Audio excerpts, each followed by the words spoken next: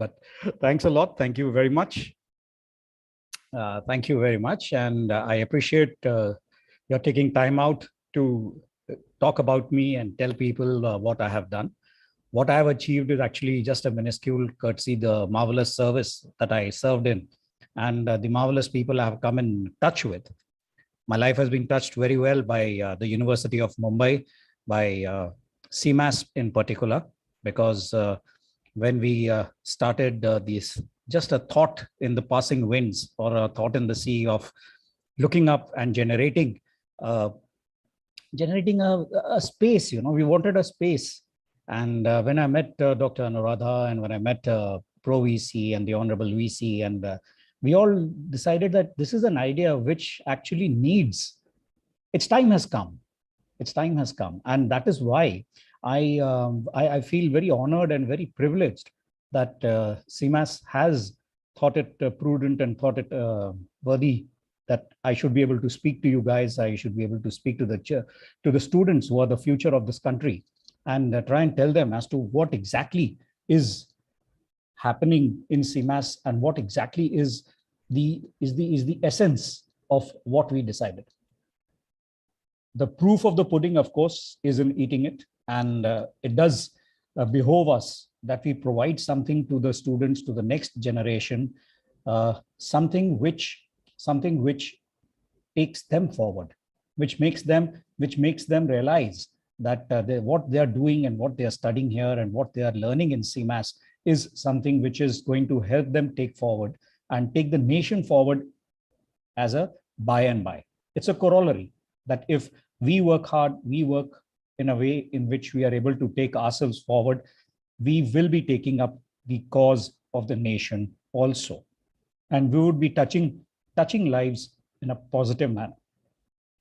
Having said that, I mean, when Dr. Mansi asked me to see if I could do something and I could put some thoughts together, and very thoughtfully, she was also like what we call a good staff officer in the forces, like a very good mature person. She also told me that, listen, I know that you guys can go off track. So here's the track. Here is the track. All the bouquets are hers for having decided out a very well thought out track. The brickbats are mine if I have deviated from the brief and I go off track somehow here and there. Bear with me. So, having said that, should I take the plunge and start sharing my screen with you guys so that I can tell you what I'm looking at? Yes, all right.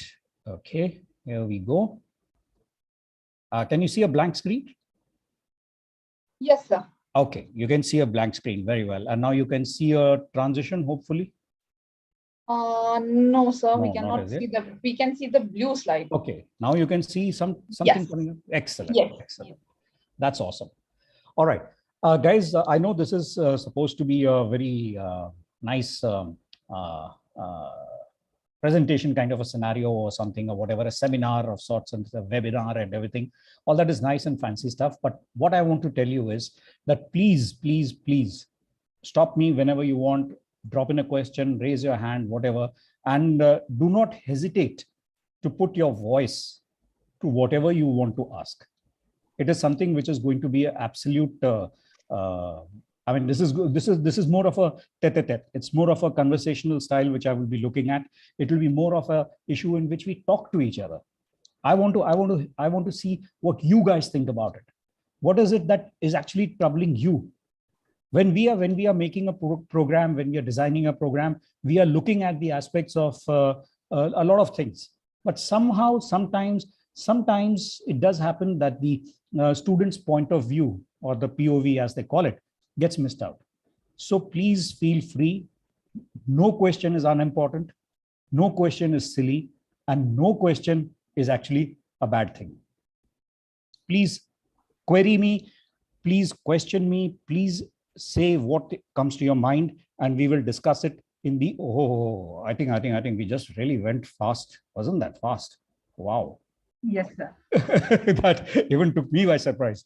But anyway, so as I was saying, please feel free to drop in straight away, see what is happening, and keep your questions ready.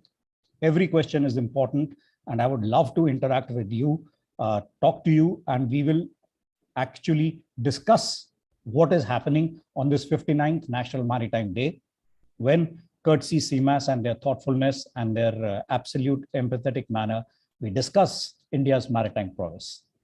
And when we are discussing India's maritime prowess, how I'm going to do it is just look at the maritime domain in which we are right now. I will touch that briefly, not as fast or as brief as the way those slides all of a sudden flash by, certainly a little slower than that. Then I'll come on to the areas of study. What all is there to be studied in this maritime domain? The first question will be, why are we studying it? Then the question will be, what are we going to be studying? And then finally, we'll come on to the aspect of what are the opportunities which are actually there for us. I mean, as a student, as a faculty, as a person, as an Indian, why are we looking at that? So based on that, what I'm going to do is I'm going to restrict myself to the Indian Ocean region for just telling you what the maritime domain is. I would show you what is happening in maritime domain. And you heard Captain Alok Srivastav give you a fantastic discourse on how the merchant shipping is working, how the blue ensign goes and the white ensign follows. He told you a lot of questions. There were questions which I think Sirish Patalwar had asked, that what happens if you guys get caught if you're in Iran? I mean, a real life study situation was when the merchant ship was stuck off China's Shanghai. Those guys actually got stuck, and the embassy people had to run left, right, and center because their money was not being paid. Their thing, a lot of things make a difference. So the blue ensign versus the white ensign, which is the naval ensign, things are different. When we go as Indian Navy, nobody can actually take panga with us. It cannot happen because we are considered to be absolute representatives of the government, of the sovereign country.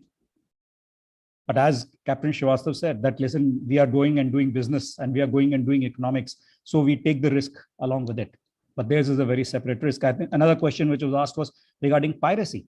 How do you in the maritime domain, how do you combat piracy? And he gave you some wonderful ideas, that we use water cannons, that they use barbed wire, they lock their accommodation, they have a citadel, they have communication equipment inside, and they try to protect themselves. But the biggest difference between us, that is the Indian Navy, and the merchant navy lies in the fact that the Indian Navy has got arms to defend itself. And I lay the emphasis on defend, because we would not be attacking unnecessarily, but we would certainly be defending ourselves. We can open fire, they cannot. So hats off to them that even irrespective of these risks, they actually still go ahead and do it. And piracy of Somalia did take a lot of efforts and created a lot of gather. It is true. But anyway, what are we doing at? We're going to be thankful to the University of Mumbai, and we are going to be looking at the what, when, why, where, and how of India's maritime prowess. First, why is it that we have to do this? Why is it that we need to know what is the maritime domain all about? Why is it that we need to study? And if we have still satisfied that why, how do we do it? Hopefully, I will be able to provide you some answers when we go across and show you this interconnected world map in which trade routes actually connect the entire Earth. If you look at the globe, I think you'll find that the majority is water. And these lines are actually what we call automatic identification system dots. Each dot, each pixel represents a ship. And you can imagine what is the density of shipping. It is worse than, say, a Chandni Chowk in Delhi, or say Kolaba in Bombay on a day when everybody is looking around. It is that dense a traffic. There is that dense a number of ships which are there. And mind you, this is all white shipping. This is all white shipping. The unscrupulous lot has not even been touched upon. These guys are good, honest folk who are broadcasting their position. And you can see how close they are, how densely the seas are also populated. Having said that, you look at the Indian Ocean, which I said, okay, let me show you this first. If you look at this aspect, We are at the Indian Ocean region. We are in the peninsula. And we have so many countries all around us. If we look at Somalia on the west, that's a piracy point. That's a place of concern for us. We look at Malacca, which is on the eastern side, which is near Indonesia and Kuala Lumpur and that little stretch of land. I'll see if I can place a cursor there. Yeah, here. If you look at Malacca Straits, this again is a cause of concern area, because what, if you remember Captain Srivastav's lecture, this was the place where again there is a little bit of piracy, and Somalia here is definitely one place. And this is a region which has got so many littoral states. Look at this, look at this. Small islands, small islands, everybody, and in between there is nothing except the Indian Ocean or sea. And yet this is one of the most volatile areas, the areas where we are staying, India is staying. Incidentally, Indian Ocean is the only ocean in the world named after a country. And if you look from here, you'll find that you draw a straight line down south, boss, sirf pani hai, till you come down to the Antarctica. So if you set course from, say, Kanyakumari or something, I think the next landfall which you will make is down south way at Antarctica. A good question that was asked by one of the viewers today about Antarctica also. Sorry, the Arctic. When they said that would people be able to go across and cross trade from that matter? Yes, environmentally it's not very good, but economically it makes a lot of sense. They have those summer routes and the winter routes and all that, and it does make sense. And that's why everybody is interested in that area. But having said that, why is it that the Indian Ocean is so important for us? And why is it that in India, we need to study the Indian Ocean? And why is it that we want to sit down in our universities and start studying about the oceans? There has to be some logical reason about it, right? And the best logical reason is paisa, money. Now, the Indian Ocean region, if I just look at it, where I'm sitting and talking to you about, is about 73.6 million square kilometers large. Nearly 20% of the world's oceanic area. 46 littoral countries. In this 20% of the world's oceanic area, we have got 46 countries which are present. If we start looking at the total coastline, we have got phenomenal amount of coastline, 66,500 kilometers long. You've got 30 coastal states, which are just there.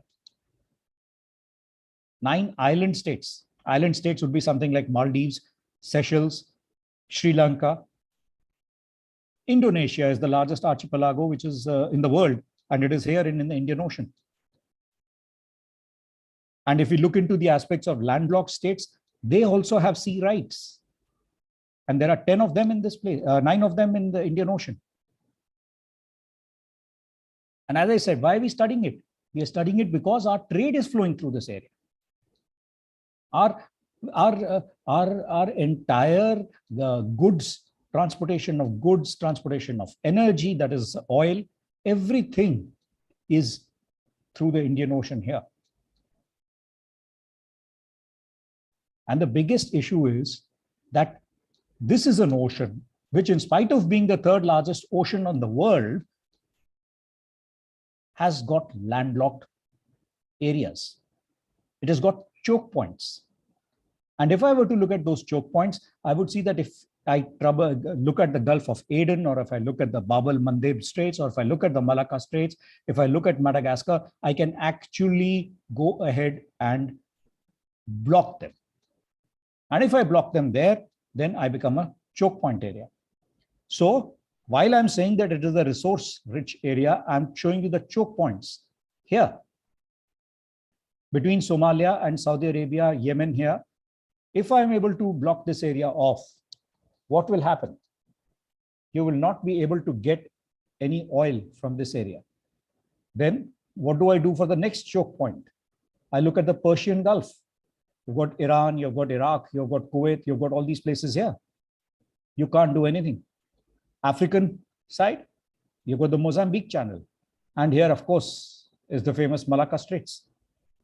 You can hardly make out because the density of shipping is so much here that you cannot look at the aspect of ignoring it.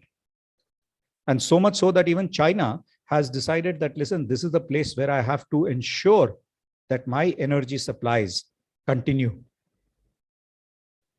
Port Blair, Andaman Nicobar Islands is somewhere here only. But can you see it in the density of shipping? You can't. This is Indonesia here. And you're Malaysia, you've got Singapore, and then, my God, it looks more like a carpet of ships rather than land, isolated land here, if you blow it up. And why is it so? Because all the energy security aspects which are coming out from Western Asia, traveling across, going across to China or to Russia or to Australia, everything goes through here. So if you block off these areas, you choke these points, you have actually managed to ensure that you have a stranglehold on the countries which are dependent upon the resources which are coming from here. The oil resources. Energy security is very important today. Even though we keep cribbing, कि यार आज petrol का price फिर बढ़ गया, आज 32 पैसा बढ़ गया, yesterday it got up by 80 paisa or whatever. But we actually don't stop using our cars. We don't stop using our vehicles to go to work or to study. That's it. And this entire area is resource rich, a lot of resources. So what does that mean? That means we need to study this area. We need to find out what makes this area go tick-tock. What is it that makes the seas, what makes the oceans of the world make the world go round? That's why we need to study it. And when we are looking at the significance of our region, what do we find? That we may not be the largest area, but certainly as far as population is concerned, we are topping the numbers. We are ensuring that we have 1/3 of the global population available with us in this little isolated area. We have the major shipping routes, as I just showed you, that they were going left, right, and center, crisscrossing it. And these are all ships. So if all these ships are moving at such close quarters, you can imagine if you see a Bombay traffic jam or something, the accidents happen in a traffic jam. That's correct. It doesn't happen that, and it doesn't affect the effect of an accident on a highway when you are going at a high speed. God forbid. I hope it never happens to any one of us, but it is only you who are getting affected. But here, if it is a dense area, if it is a traffic jam, at least 3, 4, 5, 6, 7 cars will bang into each other. Imagine that. So while your major shipping routes are there and you're forming a critical link between the Atlantic Ocean and the Pacific Ocean, what are you looking at otherwise? You're looking at stability in this area. You're looking at security in this area. Trade to hai hai. Trade is there. People are exchanging goods. People are trading. Commerce is going on. Economics is going on. Everything is going on. Then the majority of your countries, we call ourselves as developing nations, because we still have yet to reach that level in which we can say that, yeah, we are developed. All our population, maximum 80% or 90% is above the poverty line. US considers itself as a developed nation. UK does that. Russia does that. Okay, fine, good, yeah. But here in the Indian Ocean region, we are all developing states. We all have a diverse nature. Some of us are weak and some of us are failing. You can see what is happening in Sri Lanka right now. They had to impose 18 hours power cut.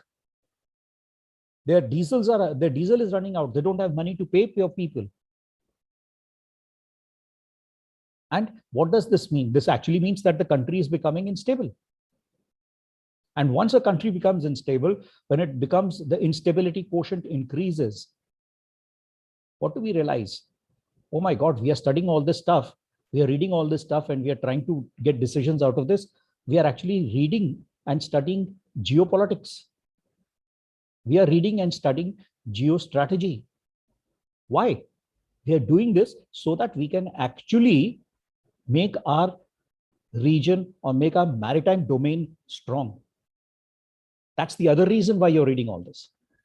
So you actually started off looking at just business in the form of commerce and trade and everything. And now all of a sudden you're realizing that you are even studying about the geopolitics of the region, the geostrategic alliances of the region. Oh, is Sri Lanka happy more with China or with India?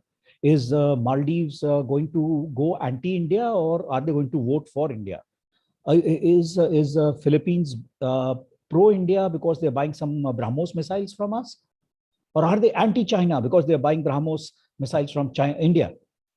So you're now all of a sudden realizing that while you actually started out innocently on a small journey, which was a very simple journey of reading about what the ocean gives you, or whether it was just the fish that you were catching. Now you're realizing that things are becoming a little more complicated. You are realizing there's more to it. इसके अंदर काफी जलेबी बन रही है. Now you're getting a nice little jalebi. Because what are you doing? Now you're reading about terrorism and narcotics also. Oh my goodness. What is this now? You've got terrorism in the form of piracy, which was happening in Somalia, which was happening in the Indonesia. And now, which is actually like, whether it is robbery at sea, or whether it is stealing of oil, or whether it is kidnapping. Oh my God, have I become a policeman now? Oh, drugs. हाँ, मैंने सुना था that somebody got arrested, some film stars progeny got arrested, or some people got. But as a marine student, even I have to read about narcotics. Even I have to know that, okay, what is the nexus between Afghanistan, Pakistan, and then the northeast areas from where you're getting some opium and it is going actually somewhere, and then it is being done. Oh my goodness, what am I doing? Now you've become a policeman also. But I was a student of Maritime. All this is intermeshed. All this is part of the same life that you're doing. And as a student of maritime affairs, you realize that you're actually dealing with 5, 6, 7, 8 dash, dash, dash, dash, dash, dot, dot, dot, dot, number of aspects. And if this was not enough, all of a sudden you realize that, oh my God, today is raining, monsoon day, Bombay, high tide bhi hai. I have to reach home early. Oh, there's a storm also which is coming in, there will be flooding. What is this? This area is entirely vulnerable to natural disasters. So now you're looking at empathetic studies of areas wherein you were actually going ahead and now looking at the aspect of rescuing people. You're looking at the aspect of telling people that, boss, listen, here's a weather warning for you. Please be careful. Tell the rescue guys to be standby. Tell the Coast Guard to be standby. God forbid another Tokte comes through in May again. We have to be ready. Be ready. And how do you do this? Because you're studying maritime affairs. You're looking at the aspect of having such a vast subject, with tertiary subjects. So now maritime affairs has become the center of your universe, and you have got planets like Mars, Earth, and everything around the sun. Now you have got all these things around yourself. What do you have? You have littoral states, you have geopolitics, you have geostrategy, you have got geoeconomics, you have got commerce, you have got natural disasters, you have got terrorism, you have become narcotics, you're looking at demographics. What is all this? That means you are actually wearing at least 10 different hats when you become a student of maritime affairs.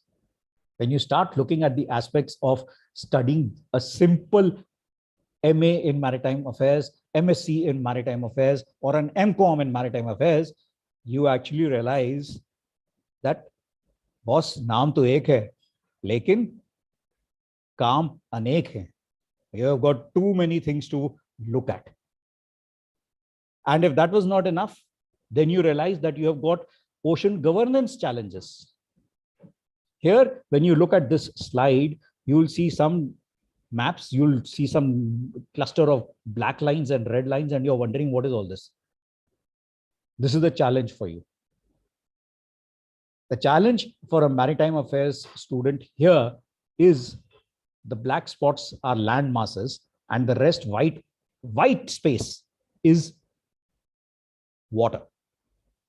And then you realize that there is some chidiya which you have heard of called UNCLOS, which is the United Nations Convention of the Law of the Sea, which says that, okay, you might just be a speck, you might just be a little island, you might just be a little Ghan, for example, the center one here.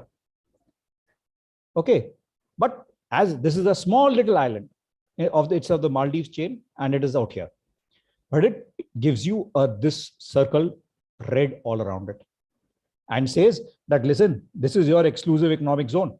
You do whatever you want to do with it.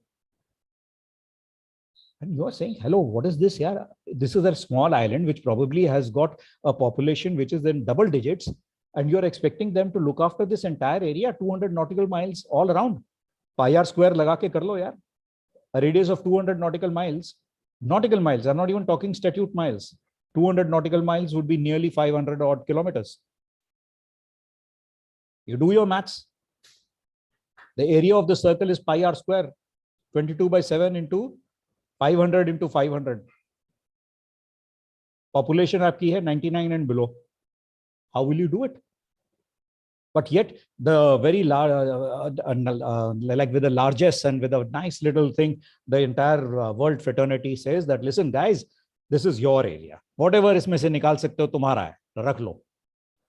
You can't do it. That is one aspect of it. The other aspect of it is, can you even police this area? Can you even provide security in this area? Are you in a position to look at the challenges that if somebody says that, listen, I'm stuck 500 miles out at sea and I'm raising an SOS, I'm sinking. So what do? These are the ocean governance challenges which you have to look at. You have to look at how you can all work together through cooperation and collaboration. So that if there are other countries around, other people around, they also can help you govern these areas. And how will you realize this? It's only after studying all this, after knowing the correct laws. So now what is the other thing which you are added to your feather in your cap? You have also become a lawyer, because you're also looking at law. कि ये किसके काम आएगा, किसके काम नहीं आएगा, यहाँ पे which law can I do this? Okay, somebody is doing some internally displaced people, IDP aspects. So now how does that work out? Well, okay, law number so and so, clause so and so, sub clause so and so. As long as it was still Santa Claus, everybody was very happy. Okay, bhaiya, 25th December, I will get a present. Now start looking at using those clauses to ensure that you do justice, and that justice is seen to be done. So that's another feather now we have added. I made you a policeman, I made you a student, I made you a geopolitician, I made you a economics guy, I made you a commerce person, and now I'm also asking you become a lawyer. All right. So as I said, when we are talking about money, this is what it is all about. World seaborne trade is growing. World seaborne trade will grow. There is no doubt about it. The amount of data which you can, the amount of goods which you can carry on a ship, on a merchant ship, is far more than land. So all this is very nice to know that your 70% value is carried by sea and this is that, etc. and all that. But when you do your MCOM Maritime Affairs, you realize that, listen, there is a lot which I need to look into this. I need to look into dry cargo. I need to look into containers. I look into bulk carriers. I look into petroleum. If petroleum gas was not enough, you have CNG gas also. You have got oil also, which is going around. You have to look at all these aspects. And when you look at this connectivity of the world all around, you realize that you might be doing maritime affairs or studying maritime affairs sitting in Bombay or anywhere in India, but actually the world is your oyster. Why is the world your oyster? Because you are interconnected. All these lines of trade and all these things, you're gonna, just the same way as the internet connects you, we are able to speak to each other over the net. We are able to speak over cyberspace. Here you are connected through waterways. And whatever you do, You could be doing something sitting in Bombay for a firm which is based in Chicago. You could be doing something for a firm which is based in Bristol, Brighton, Shanghai, Hong Kong, anywhere in the world. So you do your maritime affairs, and you are, whether you do MA or whether you do MCom or you do MSc, or you even do your just a diploma, post-graduation diploma in commerce in this, you are actually going to make your presence felt, and you're also going to make an impact on the world. That's what it's all about. That's what this entire course is all about. And if you want to restrict yourself just to India, so be it. You can see here gradually that every time India's international trade is also increasing. And you're sitting in Bombay, which is actually a hub, which is actually the focal point, the center of gravity as far as export markets and import market is concerned for India. And whether you're sending it to Asia or to North America, Europe, anywhere in the world, the figures speak for themselves. There is a steady increase in volume of trade. There is a steady increase, and this increase is only, the graph is only going to go up. Because every time we look at, whether it is geopolitical connections, whether it is economical connections, whether it is commerce connections, whether it is free trade agreements, whatever it is. Like just a couple of days back, we've signed a fantastic free trade agreement with Australia. And in that, we can import goods, we can export goods, students can go across, you can do swap of people to study, you can do anything. All this is going to say what? It is just telling you that, listen, all this is going to go up, up, and up.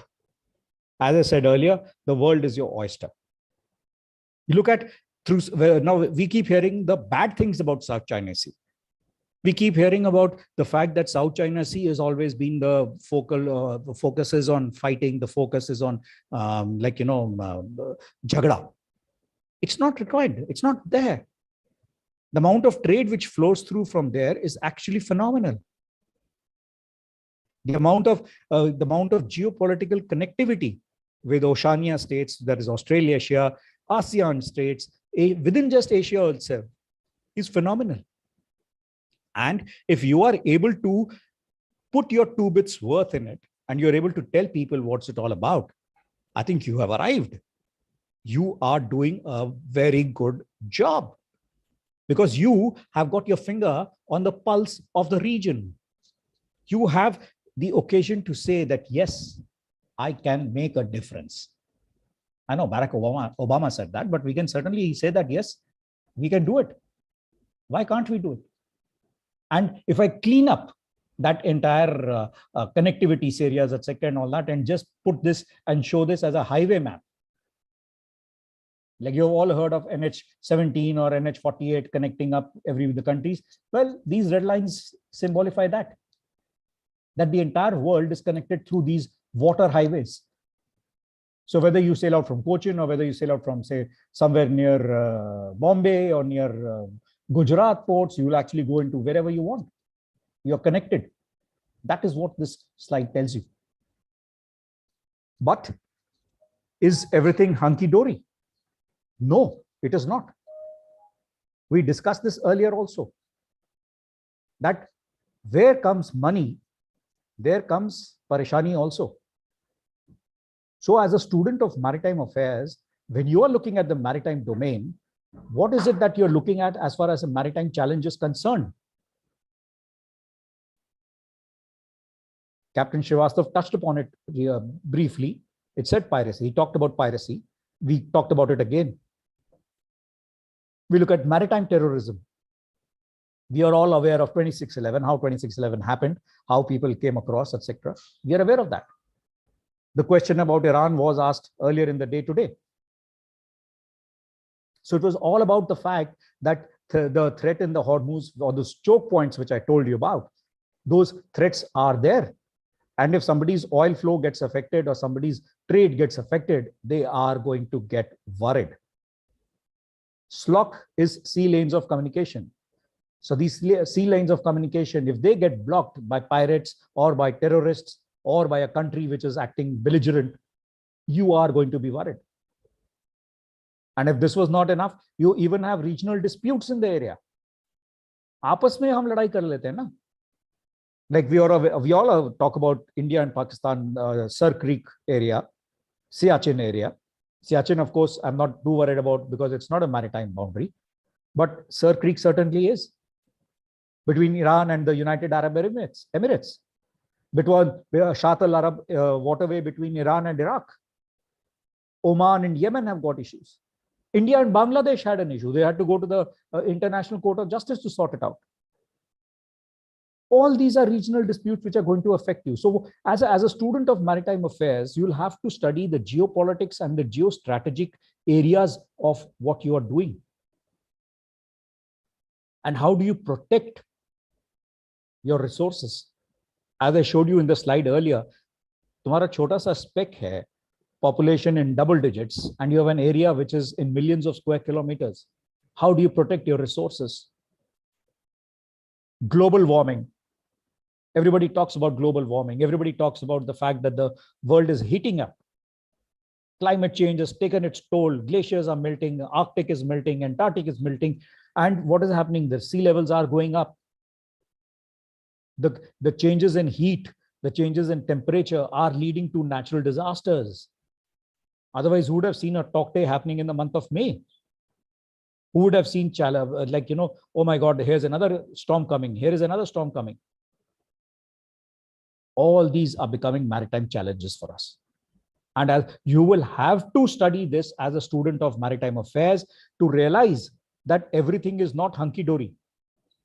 ऊपर से बहुत glamorous है. It looks very nice. It looks beautiful. Wow, what a life, yeah. You're sitting on a ship and you're sailing. You've got all the air-conditioned comfort. You've got a satellite internet connection. You can do what you want. But remember, fair weather does not make you a good sailor, which is what Captain Srivastava also said in the question and answer session, that when he was questioned that how is life on a ship or something and all. No, you have to go into areas. I would not say for the armed forces, I would say, yes, you are paid to go into harm's way. Go ahead and do it. But this is something which is actually a normal run of the day as well. You have to look at all these aspects. You have to study them. You have to find out, boss, isme kya problem hai? How do I get around this? Think out of the box. That is what is required. That is what is going to be the most intriguing and the most challenging aspect and the most inspiring aspect of being a student of maritime affairs. That boy, I cut a wide swath. I have to study a lot. I just don't study acid-base reaction. Answer is this salt. No. I study a lot more. I study about how it's impacting the world, how it is natural resources, how it's affecting humans. It is increasing my empathy levels, but at the same time, it is also increasing my aspects of becoming a better human being. That's the way it is. So when you're looking at the flag posts of what we have looked at, although I say that the Indian Ocean is significant for global economy, I will say that actually every ocean is significant for global economy. Maritime threats exist across the board for everybody. You have to have a global interest in securing maritime trade routes, because only then your slocks will be fine. Most of these island countries have limited maritime capacity to protect themselves. And your naval buildup is going to be required. The Navy does come into force. And how you can safely control and ensure that everything is done can only be done through cooperation and collaboration. And what you have to realize is that as students of maritime affairs, you need to have this overlook, or a bird's eye view, as they say, over everything. A bird's eye view over geopolitics, geostrategy, relationships, international relations. You have to look at all these aspects. So what I'm saying is, it sounds as though like, Cassandra is speaking, and like, there is a lot of challenges. There's a lot of panic in this. No, it is not.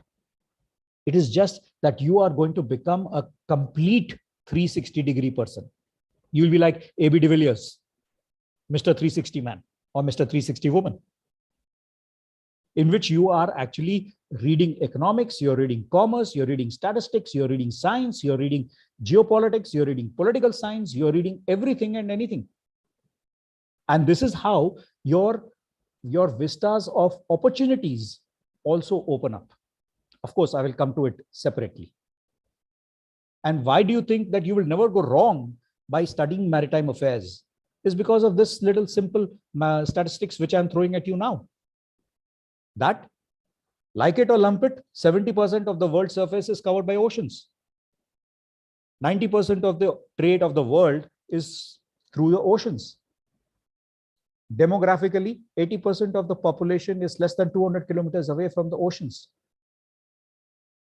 Which basically means what? That global economy is integrated along the oceans. And if that be the case, studying maritime affairs does become imperative. And if you have made that choice, excellent. So if I were to cover the IOR key features, semi-enclosed ocean, choke points, a lot of minerals, center of geostrategic and economic shifts. So we got to study that. We have to study maritime aspects. We have to study religious aspects. We have to study geopolitics. Then we look at maritime terrorism. We look at piracy. We look at drug trafficking. We look at gun running. We look at natural disasters, everything. So these key features, which actually look at and identify the Indian Ocean region for you, actually go ahead and identify and become the syllabus of your maritime affairs. This is what you are going to study.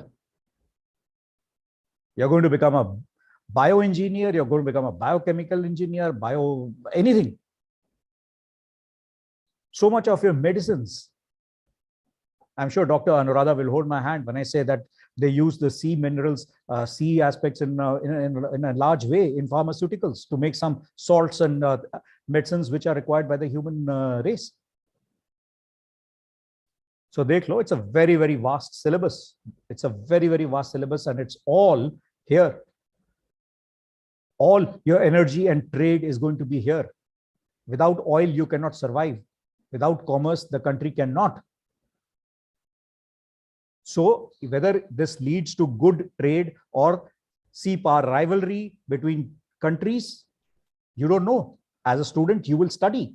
As a student, you will research. As a student, you will write your papers.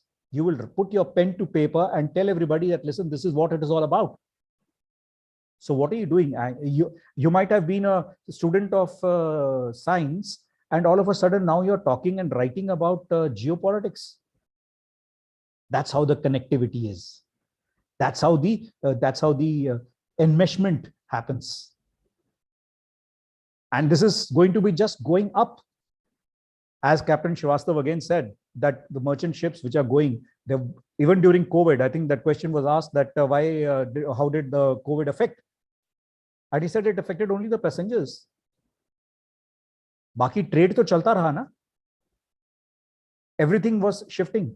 So if you're looking at future consumptions in 2035 again, you're finding that you are actually going to go, as I told you earlier, up, up, up. The graph is just going up. It's not coming down anywhere. So when you're looking at the maritime elements in this area, in maritime security, you're looking at studying transnational crime, terrorism, and environmental challenges. You're going to be studying this.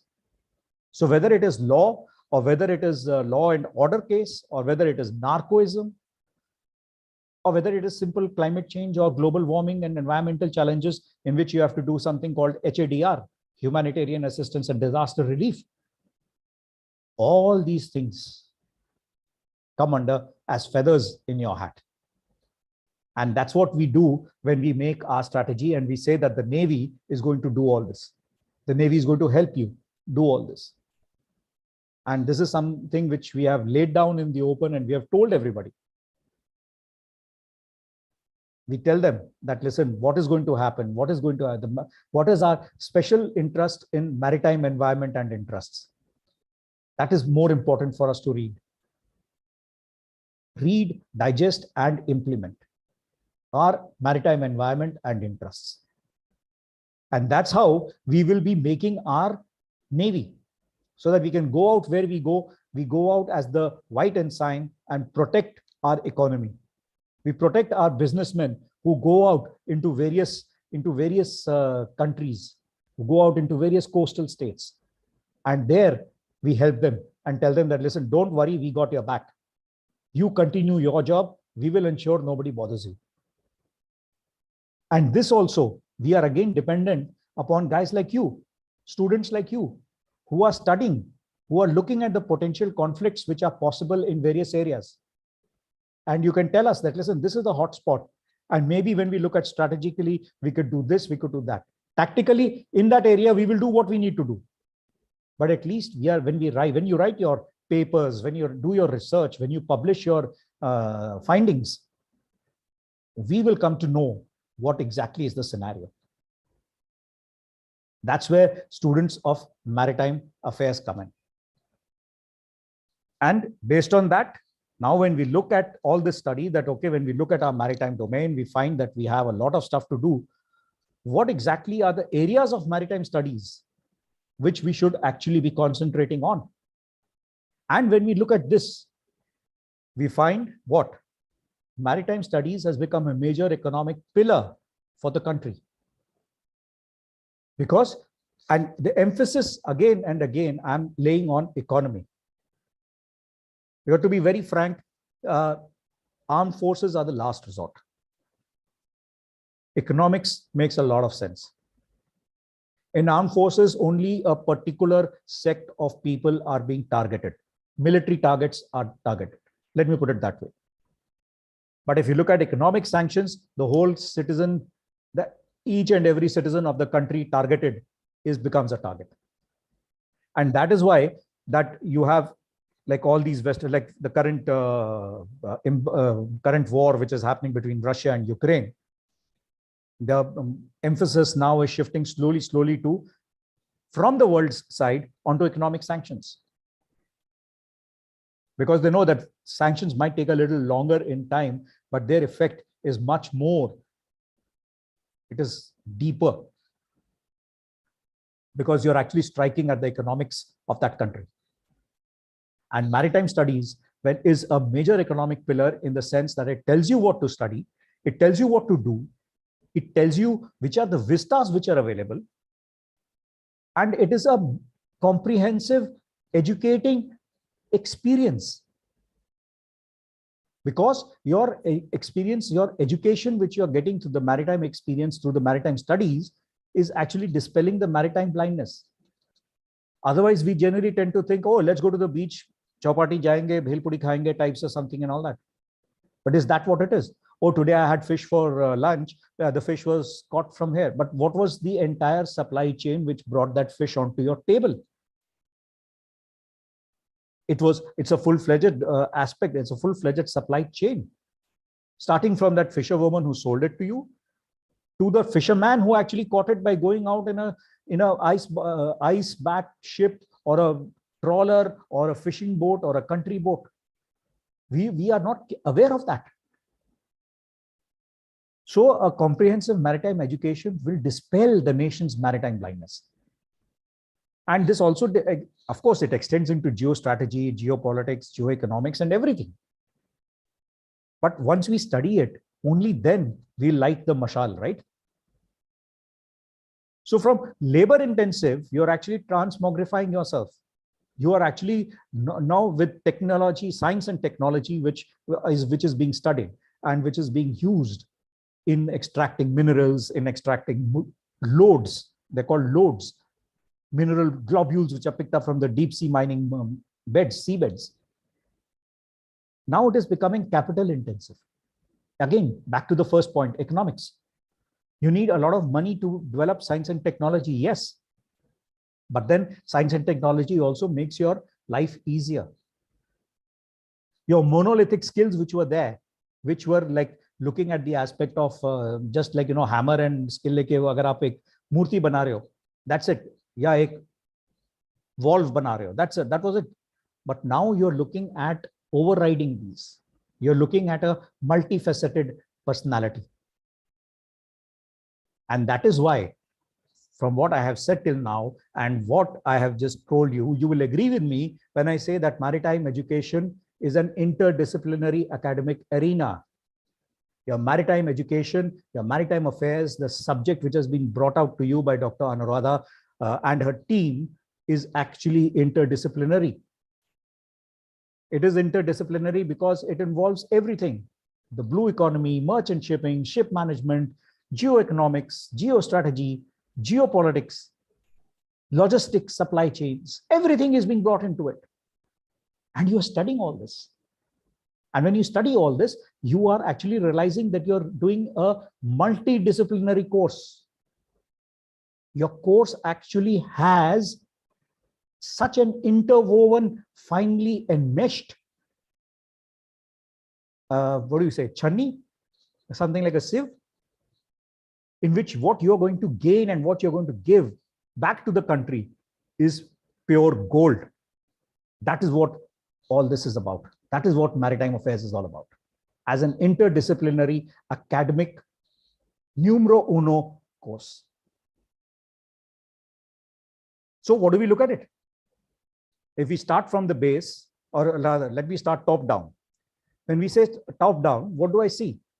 I see that whatever you are studying, there has to be an alignment between the course that you are studying and the marine stakeholders who are actually going to employ you. So why would they employ you? What would be that alignment be? So my entire focus when I'm designing the course is actually working out on the aspect of an alignment which is positively going to affect the student when he completes the course. So I know that the marine stakeholders, what do they want? So I concentrate on developing the students' business and management skills. I teach you that, which is what is happening in your courses. We ask you to take decisions. We ask you to make cognitive, informative, and absolutely logical decisions. We try and emphasize that, starting right from the choice of a book review to a choice of a mini project to the choice of a dissertation. We are asking you to take the decisions.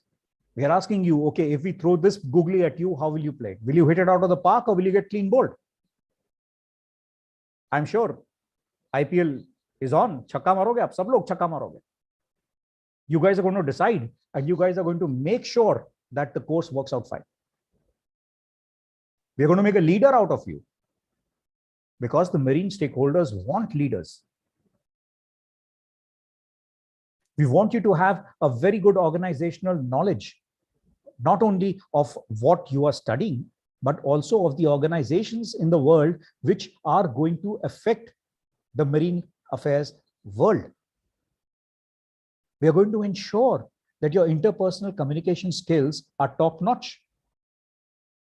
What is the point of having all the knowledge and not being able to progressively tell people what you know? It's a self-defeating motive to know everything and to keep it within you. Spread it out. Become a human being who's looked out for. Talk to people. See how it is working out. Of course, the ones in yellow, that is transportation, logistics, and supply chain developments, are highly, highly specific. And not only are they specific, but they're also desired to have maybe individual qualifications or certain qualifications which are specific in nature. But the other 6 is something which we all have amongst ourselves. And we just need to bring it out and tell people what it's all about. So what is the Maritime Affairs course going to do for you? It's going to tread a fine balance between academic and vocational relevance. It's going to give you that cutting edge technology aspect. It's going to give you something which is going to be relevant. And it will give you analyses. It will tell you about the regulations. It will tell you about the changing needs. It will look into the various student profiles. What are the student considerations, their motivations? What are the way they are getting information? And I'm sure that you guys are much faster at getting information than we are today. I don't work as well with my 10 fingers as you guys work with your 2 thumbs. On the that little device or Android or iPhone or whatever, your 2 thumbs are much faster than my 10 fingers, I would say. Because you're informed. But we also need to know what is your expectation. Whether it is, what is your expectation in academics, in careers, in personal development? What would be your selection of career paths after graduating from the program? And of course, what is your evaluation of the features of maritime programs? Because the best feedback as to how to improve the program will come from you. You will tell us that this is what we liked, this is what we didn't like, this is what helped us, and this was okay, nice to know, but we need not know this. So when you fill up your feedback forms, and when you fill up even your feedback forms of this seminar and say that, okay, this was good, this was not good, this was fine and all that, be honest. And remember that what you tell is going to shape and the contours of future seminars. So your evaluation is of immense value to us. And that is what we are looking at, even when we are designing the course for Maritime Affairs for you guys. The crucial features of this academic programs. What are you looking at? What are we looking at? We're looking at a professional unit. Yes, is it accredited? University of Mumbai is a fantastic place to be in. Is it practice and occupational oriented? Yes, we definitely are going to be able to tell you what it is all about. Can you adjust my academic entrance requirements? Because I want to do this, but am I going to be dependent upon how many marks did I score? And I would love to tell you that when we started our initial aspects of interviewing the vast number of people who applied for this course, we said that don't worry. If you want to do this course and if you want to better yourself, we are there with you. We have your back. We will ensure that your previous academic performance, if it was not as happy as you would like it to be, that's immaterial. We will take care of it, and we will ensure that you are not held victim or held hostage to that. And when I look at it from as a student, if I were from my student's point of view, when I'm approaching this course, when I'm looking at the aspect of how do I work on this and how do I look at it, what am I looking for? What are you looking for as a student? You're looking at a high reputation of the program. Does your department have a good network? What is the quality of your teaching staff? Here, we are so glad to be knowledge partners as through the Naval War College. And I'm hoping, like anything, that the feedback is saying that the teaching staff was good. No pressure on the guys, but that's what it is all about. But if you haven't liked something, please be honest. Your teaching staff is going to be only as good as the feedback as they get. As a student, you are interested in knowing what are my chances of getting a job after I've done this. So if I do this job, will I be able to get a better job, a better paying job? Why not? Because after all, you are paying for it, isn't it? Aren't you? So I cannot even say that the program's fee should be so high, or the tuition fee is so out of the reach that hardly anybody can do it. I don't want that. I want the maximum number of people to do it. And that's why you'll be very happy to know that the University of Mumbai is doing a lot of hand-holding in this aspect. They're ready to give you scholarships. They're ready to look at you sympathetically. They're ready to offer you various twists and turns. Dr. Anuradha and Dr. Mansi have done a fantastic job in that. They're also working overtime. They're burning the midnight oil to ensure that people are able to get good internships and training after that. And when we design the courses, we are hoping like anything, and we are hoping like that the courses are practice oriented. They have to give you a practical aspect. Practicals करना है, whether it is MA or whether it is MCom. MSc वाले तो practicals बहुत सारे करते हैं laboratory में. But we would love to see you guys doing field trips. We would love to see you guys doing statistical studies. We would love to see you guys going out of the university now that the conditions are better off. Go ahead. Put into the field what you are learning in the classroom. That's what we are looking at. And that now brings me to the other aspect, or the last aspect of the presentation. I hope I'm not overshooting. I have a very bad tendency to do that, actually. Oh, we have already overshot. Oh my goodness. I'll just run through the job opportunities available. Not an issue, sir. Yeah. Huh? I'll just run through that entire thing. I wish you had given me a heads up beforehand. You know, go bell baja do, yaar, ko lal batti jala do type. No, sir. It's always pleasure to listening to you. And when we see the timing, then we say, oh, yeah, sir has went overshot. It's okay, sir. No, thank you. Thank you for your indulgence. And I'll just quickly cover the job opportunities available now. Yeah. And this is exactly this. So when you're looking at job opportunities after doing the course, what are you looking at? We did, I think both Commodore Kesnur also spoke about it, and so did Captain Srivastav, and probably they have stolen my thunder, I shall say that. But having said that, I just say that, look at it, you have the maritime industry with you. You have the port industry with you. You have the transports industry with you.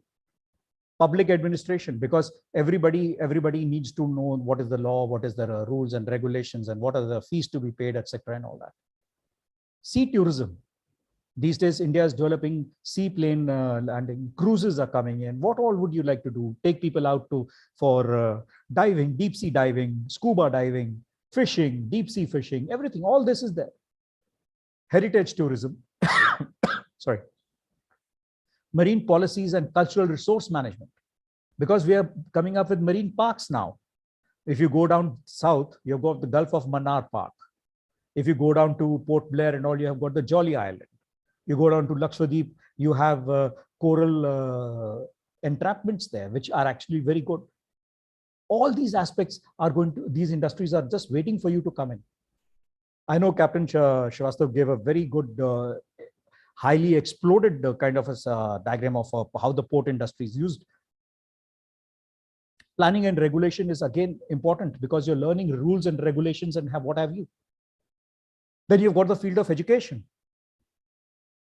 You can come and teach people maritime affairs. Law, we've spoken about it in a very large manner. You can even do business. If you have the ability to raise capital and you have the ability to get a good angel investor or somebody into you, go ahead into the sea business. You can have a barge which is transporting iron ore from, say, hinterland into the ports. You can do sea trading. You can do anything and everything. You can even go into the shipbuilding industry. Banks and financial sectors are waiting for you because you have mercantile banks which are present wherein you can actually go ahead. This is especially for the MCOM guys who understand figures. To me, figures don't speak. They only speak that, listen, you have to pay this bill, you have to pay this bill, you have to pay this bill. So I'm very afraid of figures. But otherwise, mercantile banks, whether you're giving loans for people to buy ships, to buy barges, or to finance their sectors, definitely. You can join even the government, whether it is the maritime industry, or whether it is the maritime external affairs ministry, or whether it is transport industry.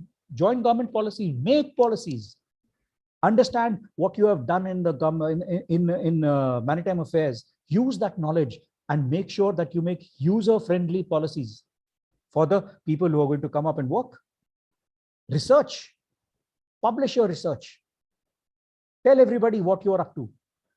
Tell them, give them your understanding of the entire aspect of what you have learned. Whether it is in geopolitics or in geoeconomics or anything, whatever it is. You can even join the United Nations. Whether you join UNCLOS or whether you join UNOCTAD, that is your commerce, trade and stuff, you can join anybody. So actually the world is your oyster. And these are just things which I have placed in a kind of list which say that, listen, this is all that you bacteriologist to a coastal town and city planning. You can even make documentary film productions on the seas. There are so many people who have done that. Bombay is anyway, Hollywood, I don't know, but they have made a couple of good movies on the seas. Ecotourism, ecologists, environment, everything, environmental law, all this is with you. They may sound very flashy, and they might sound aspects like, ye kya cheez hai? But you can certainly do all this stuff. Because the Maritime Affairs course has been laid out in such a way, it is an interdisciplinary course, and it actually makes you realize that you have so many feathers in your cap. Right from a marine biologist to a microbiologist to a museum. You have got the Tarapur Fisheries Emporium on that Colaba Causeway. No, that's not Colaba Causeway. It's near that Marine Drive. Nariman Point Marine Drive. So there also, that's also a museum which, if you have affairs, or if you know what is your fish is all about, if you have everything what is there, you can actually go ahead and become a museum curator also. You can help them tell people what it is all about. As I told you earlier, national or state park management, oceanographers, port and harbor managers. You can even be a writer, teacher, underwater archaeology. You can rediscover Harappa and give a new twist to the entire scenario. Look at how Lothal could have been when it was underwater. And maybe if you're lucky, they'll make another movie starring Hrithik Roshan and maybe Pooja Hegde or whatever. But this is all in the lightest stuff. But what I'm trying to tell you is that the job opportunities are or rather, let me say that job opportunities are limited by your thought. Your thoughts, your imagination is going to put the limits on this. Otherwise, the sea is all yours, the oceans are all yours. You just have to take the dip, get inside, and make the world your oyster, enjoy the richness of the sea. With that, thank you very much. I have finished what I wanted to say, and I'll thank you for your time. I'll thank you for your patience, and thanks, Mansi, for allowing me to rant as well, continue going on without any issues, without stopping me in between. I deeply appreciate that, and I just hope that it's always pleasure to listen to you, sir. All right, thank you so much. Yeah, we are out of time, so quickly I'll request all the participants, if you have any question, put it in a chat box. We already have one question from Purvi Kamble. She has wrote two questions. First question: what ethical code of conduct should maritime scholars and researchers adopt, since it is an area that can have strategic implications? Okay, that's a good one. So I'll take that first. Shall I take that first? Yeah, first we'll take that. Yeah, I think that's a very pertinent question, and I would always go by the fact and say the same thing which we have been hearing since our childhood times. Honesty is the best policy. I mean, you should be honest about what you're doing. You know that there is going to be an ethical dilemma in case there are certain aspects coming out which you would probably not like for the world to know. I understand that, and national interests would actually, to my mind, come to the rescue then. The fact remains that there are certain issues which probably the countrymen should know about, and there should be certain things which the countrymen may be kept in the dark about. But then that is, as I say, much above our pay grade. Let the government take on that. As a researcher, when you are doing your work, be honest to your work. Let that not get compromised. Let the quality of that not get because even if you take out something wrong, and if you point out something which is not very palatable, or something which is not acceptable to people because it is the truth, I think be honest and danke ki chot pe bolo ke boss, this is what it is. I hope that clears off the doubt somewhat a bit. And could we have the second question on that, please? In geological studies, China's rising presence in Indian Ocean is being seen as threat by some scholars, while others sees as it's a China's one second, so it's a China's trade and energy security requirement. Is Chinese maritime rise really an obstacle for Indian opportunities in Indian Ocean? Okay, that's a very, very geopolitically loaded and geostrategic relevant question. Yes, because the elephant in the room, which everybody talks about these days or is not talking about these days, is China. So yes, that's a very topical question and a very interesting one too. But the fact remains that when you look at the high seas, when you look at the entire area, it is a free for all, right? As long as they're not entering my waters, that is the Indian waters, they're free to do. They're legally allowed to do whatever they want to do. The aspect is that we ourselves should become so strong. We ourselves should be big enough or be counted as a big player on the world market that for us it doesn't make a difference. Like if you have big companies like Ambani and you have got Elon Musk, and if you have got other big Tatas and Birlas and everybody coming up together, they're all growing together in the same world. They're all growing together at the same, they might have different fields of expertise. They might have different avenues of generating revenue, but as long as they're not stepping on each other's toes, I think it's healthy competition. And as far as thinkers saying that, or geostrategic writers writing a lot that India should be worried about the fact that China is coming into its backyard, I mean, so are we going into their backyard. We are going into the South China Sea. We have got oil exploratory drills there. We have got areas which have been oil fields which have been marked for us. We are working it out, whether it is with Vietnam or with Philippines or with whatever. And we are saying that it's equal this thing for everybody. That हम ये भी करेंगे, हम वो भी करेंगे, आप भी करो, करना है करो यार. As long as you follow the rules which are laid down. That is the most important aspect. Ethics becomes important here. That whatever you do, whatever you trade or whatever you research or whatever you kind of explore, do it within the gamuts of law. Do it within the stipulations laid down by the UNCLOS or by the International Court of Justice. Follow that rules-based order, as they say. Till then, it's fine. You come and go, do what you want. I will come and go. I will do what I want. You have no right to stop me. I have no right to stop you. It's a quid pro quo. That's what I would say. So not too worried about the fact that China is coming into the Indian Ocean and working and checking out things and all that. But at the same time, I think it's a little negativizing the entire situation that they're coming in. Had it not been China, had it been America, would we have said the same thing? Had it been, say, another country like the UK or somebody who's friendly to us, would we have reacted in the same way? I don't think so. So I would say let them come. We can handle ourselves and we can handle them if the push comes to a shove, then we'll see what's to be done. But at the same time, we will have a smile on our face, but I'll keep our powder dry. I hope that answers it. Yes, sir. Definitely. There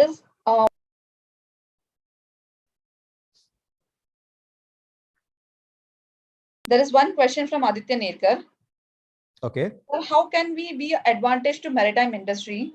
What we can provide, what we can do, how will we on fill? Thus, recently Sri Lanka has our 12 fishermen. Why they are targeting India?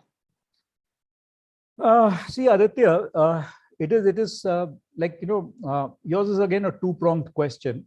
So I'll take on the aspect of what you can offer to the country. What you're offering to the country is your mind.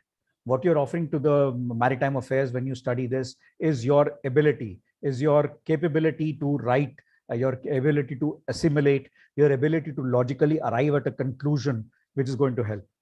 Whatever research you do, even if it takes that particular field half a millimeter forward, you have achieved a lot. And even if you're able to debunk some old theory, or if you're able to give some aspect of positivity to something which was nebulous, which was not very clear earlier, you have arrived. So what you are doing is that you are contributing just by being there and not being just plain ballast. As long as you're earning your pay, you're earning your keep, you are satisfying that man in the mirror when you look at it and say that, yeah, I did an honest jobs of work today. And this is true for any field. Whichever field you join, give it your best, you have achieved. You would have contributed positively. So remember that it does not matter that and it does not happen that way also, that all your ideas are good. Everybody is not an Einstein. Einstein एक ही था. Lekin, what we need to do is whatever we do it with the belief that we are doing it for the best of it and to the best of our ability. As long as you do that, whatever you do is touched by God. It will be blessed by God. It will be of use to everyone. And as far as this problem which you spoke about, Sri Lanka and the fishermen being taken there, etc., and all that, believe you me, we are equally to blame. I agree on that aspect. I have commanded a unit there, and believe me, all these guys know where they are going. These fellows know what is there, but the fact remains that the Sri Lankan waters have fish, and the Indian side of the IMBL, or the International Maritime Boundary Line, is barren. It's absolutely barren. It does not have any fish. Very less fish, because we use trawling. We pick up the nets right from the bottom, we trawl them on the bottom, and we have done it. The one aspect which was there about Sri Lankan waters was that because they were having that civil war with the Tamil versus the Sri Lankan Sinhalese, the LTTs war was going on. So at that time, no fishing was happening. So the fish actually thrived because they were not being caught. So the quantity of fish available that side is much more. The Sri Lankan Navy is quite understanding. They keep telling these guys that, listen, go back, don't do this. And believe me, if they have caught those guys, they would have caught those guys after their second, third, or maybe their fourth attempt of telling them, listen, go back, don't come this side. And again, like, it's like this, yeah, that on borders, on land, it's very easy. You make a Wagah border kind of a line in Faridkot ke aaspas, line jari hai, barbed wire is there. This side is India, that side is Pakistan. It's very simple. Everybody can see it. Pani pe nahi kar sakte ho aap. You can't draw a line on water and say that this is IMBL. So these guys say the same thing. They're, oh, by mistake, I came in here. By mistake, we came there. We crossed. We didn't know. Thank you very much. We'll go back. And they turn their boat back and start heading towards kaun sa direction mein jana hai, pooch ke, they will start off. And then when they see that the ship has gone off, it has gone off, they'll turn around and do a 180 and come back into this place and pick up the fish. It's all pure economics. Uske ठेकेदार ने बोल दिया है. His ठेकेदार has told him that, guys, you come back with so much of fish, otherwise don't come back at all. And I will not pay you otherwise. So they're actually, it's all economics, pure and simple economics. And we do try to help each other. We have regular exchanges. We have flag meetings. We have a lot of times when we have spoken to them, and we have even the Indian fishermen, we have explained to them. They all understand. They all know. But the force of the fact, the fact of the matter is that they're forced to do it. That they're forced to do it, and that is the whole reason why this chaos happens, and why this issue happens. Okay, I hope that's good enough. Yeah. So, as because of time constraint, we will just take one more question. Aditya, okay, you can post your question to Sir. Sir is available at CMAS. You can post your question to Sir. I'll take a question from Asifa.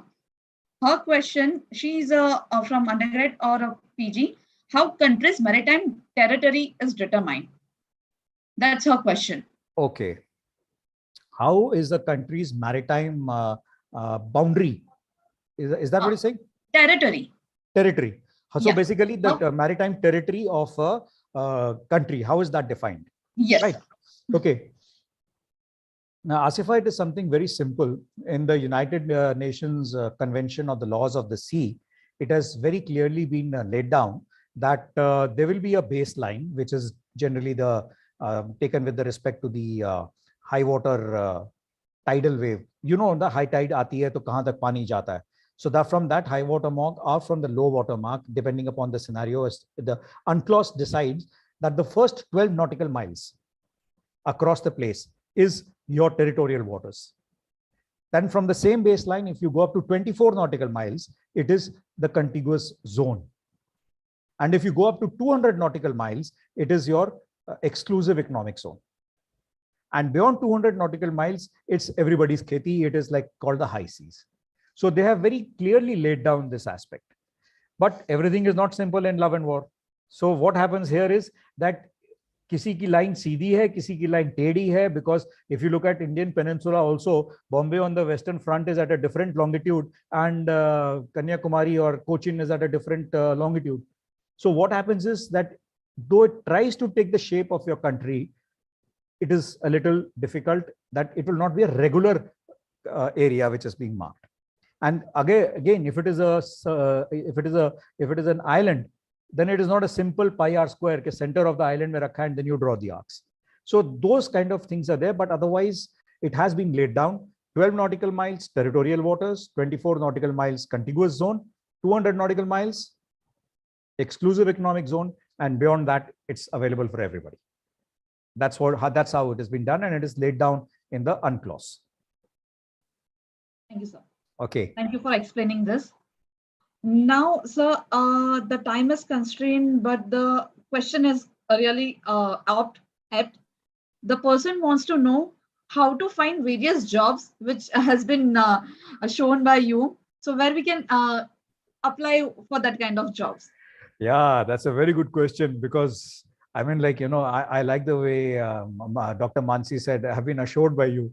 I mean, assured by me, I don't think I'll be able to pay even 1 month's salary if I start getting these guys, because they're so brilliant that they'll have to be placed at such a high pay packet. But of course, the fact remains that these are jobs which are available across the world. What you need to do is keep your bio ready, but that is your biodata ready, and keep trawling all the big institutes, keep looking at all the charters, whether it is United Nations, develop your contacts. I mean, I know this is not that simple a job, although I'm sure maybe Bombay would be having some recruitment agencies, because I know that for merchant Navy people, a lot of agents are there who join, who take these CVs and they forward it and they call you for an interview and you can join. So you can look at those aspects also, especially for if you're looking for jobs in, say, port complex, for example. In ports and harbors, they have a job portal. They ask you actually to put up your CVs. They have a particular windows in all their websites. Luckily, this is the good factor of internet which comes up, in which they say that please post your photograph and your CV on this. We will call back. We will tell you what are the vacancies we are looking for. You can do that. Same way for United Nations. Same way for the government of India also. The government of India keeps taking out the gazette, the employment gazette, in which things come out. The university also comes out with the vacancies. If your friends are involved, spread the word around. But the main thing is keep your CV relevant, keep your CV current, and do not hesitate to splash it and share it with people around. The more visible you are, the better social network you are. You can tweet, you can go on Facebook, you can tell everybody. Because today, actually, the best recruitment agent is Facebook and Twitter, because everybody has got everything going there, and even LinkedIn for that matter. Even LinkedIn. And LinkedIn is very important, Captain. Yes, LinkedIn is very important.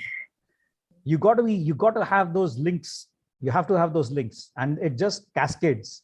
It cascades. So just go ahead, make yourself digitally visible. That's all I'll say, and ensure that your CV remains relevant and up to date. That is the most important. And of course, do courses like CMAS MA Maritime Affairs or MCOM and MSc in Maritime Affairs, and I'm sure that you will be able to find yourself finding the job of your dreams. Good luck for you for that. Thank you, sir. Thank you so much, sir, for enlightening about the maritime studies, maritime job opportunities, and whatever we students can do in maritime area domain. So with that, so thank you. Dr. Anuradha Majumdar, would you like to speak some word? Thank Captain Rikesh for his presentation. His presentation slides were very interesting and very thoughtfully curated and customized for this event. And I would like to thank Captain for that. Thank you, Captain Rikesh Sharma. Thanks a lot.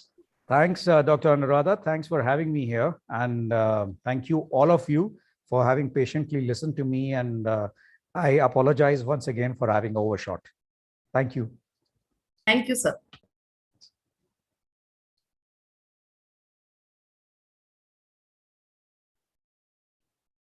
Mansi, Dr. Nayak is there, so we can have his Yeah. presentation. Yeah. Yes, we can start with from the morning we have learned about Indian various aspects of maritime domain. We have learned about the Indian Navy, how it's giving contribution to improvising our maritime power. We have learned about the merchant navy, cargo ships. Then there is one more aspect is like our fisheries and inlet water. India is around 7.5 thousand kilometer of coastal line, as well as around 14,000 of kilometer of inland water, which are navigable. And our goal of the sustainable development in 2050, we should also look about our nutrition and other aspects from oceans. So today we have with us Dr. B.B. Nayak, who will give about the insight into the fisheries industries in India. I would like to call upon Mr. Vivek Sonavane to give an introduction to Dr. B.B. Nayak. Vivek Sonavane, over to you. Thank you, Mansi. So from one brilliant lecture to another, our next session will be conducted by Dr. B.B. Nayak, sir. So I'll keep it very concise again. So Dr. Nayak is the principal scientist at ICAR CIFE, Central Institute for Fisheries Education, and head of Fisheries Resources, Harvest and Post-Harvest Division. Sir received his doctorate in fisheries from University of Agricultural Sciences, Bangalore. He has 25 years experience in fisheries management and post-harvest management. Dr. Nayak is internationally known because of his experience, since he was a postdoctoral research fellow for 3 years in Ocean Research Institute, University of Tokyo, Japan. He is also a FAO consultant at Iran and Turkey, and he has visited the Antarctica. Yes, you heard it right. He's visited the Antarctica as well. Sir has authored 5 book chapters and a book, and published a total of 145 research articles in national and international journals. So you can see why Dr. Nayak is the perfect speaker to conduct the next session, which is on challenges and opportunities in Indian fisheries. It is my great honor and pleasure to bring upon Dr. Nayak, sir. Please, sir, the virtual stage is yours. Thank you so much. Okay, thank you. Thank you very much, Mr. Vivek. And thank you, Dr. Mansi, as well as Dr. Majumdar. Just I heard her voice. Thank you very much for sending me an invitation. And as I understand, most of the listeners are students. So I have made my presentation rather simple and into those areas which students may like to know about fisheries. So I have not put too much of, though the topic has been given challenges and opportunities, I will not speak much about challenges because these are all so complicated. Having studied 25 years, also we are still discovering challenges. So what I would do, I would just talk about the fisheries sector as such.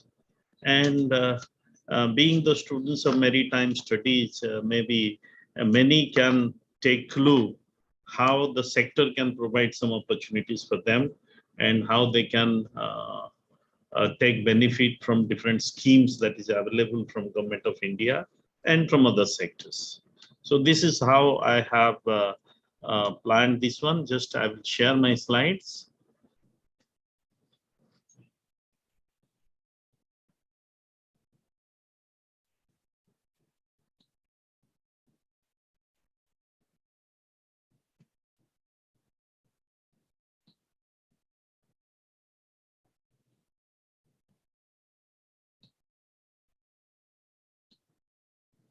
So just tell me if slides are moving. Did it move? Yes, sir. Slides are moving, sir. Okay, thank you very much. Once again, I think you had a very nice talk from Captain Sharma. So complete change in the scenario. Now we are into fisheries. But before that, I congratulate or wish each one of you for this is for the National Maritime Day. So being students or being in a way associated with that, we must take pride that we have so much of resources, and we should also think that we have so much of opportunities provided by this much of water that is available to us. So first of all, what I have done, I have just put some aquatic resources that many students may like to know. Then our fisheries status, I talked a little bit. Then the institutes and support system, and major areas of challenges, and what are the major areas of work and what kind of challenges it poses, and maybe a little bit about how we overcome, and what kind of opportunities are available to us. First of all, if you see the area wise, so we have about 0.15% of total country's geographical area is covered by mangroves. The significance of mangroves, of course, I would talk a little later, but then definitely, it is one of the most important area which holds the biodiversity. Means it is a breeding ground, so many types of fishes, and everything is available in that. Just now there was a question about the how much of territorial water. He answered it brilliantly, but then you must know the 200 nautical mile that is stated into the sea, which is considered to be India's, means any country's sovereign right can be there over that. So if you calculate for India, it is about 2.02 million square kilometers. So coastline, if you put Andaman and Nicobar, it is 8,129 kilometers. That's a huge area. In Maharashtra, you are seeing only 600 odd kilometers, whole of Maharashtra, and you see it takes you about 9 hours to cross the coastal area. So you can imagine the amount of coastline that is available for our economic activities is huge. Then river systems, we have one of the longest river systems, network of rivers available. So we have 1.95 lakh kilometers.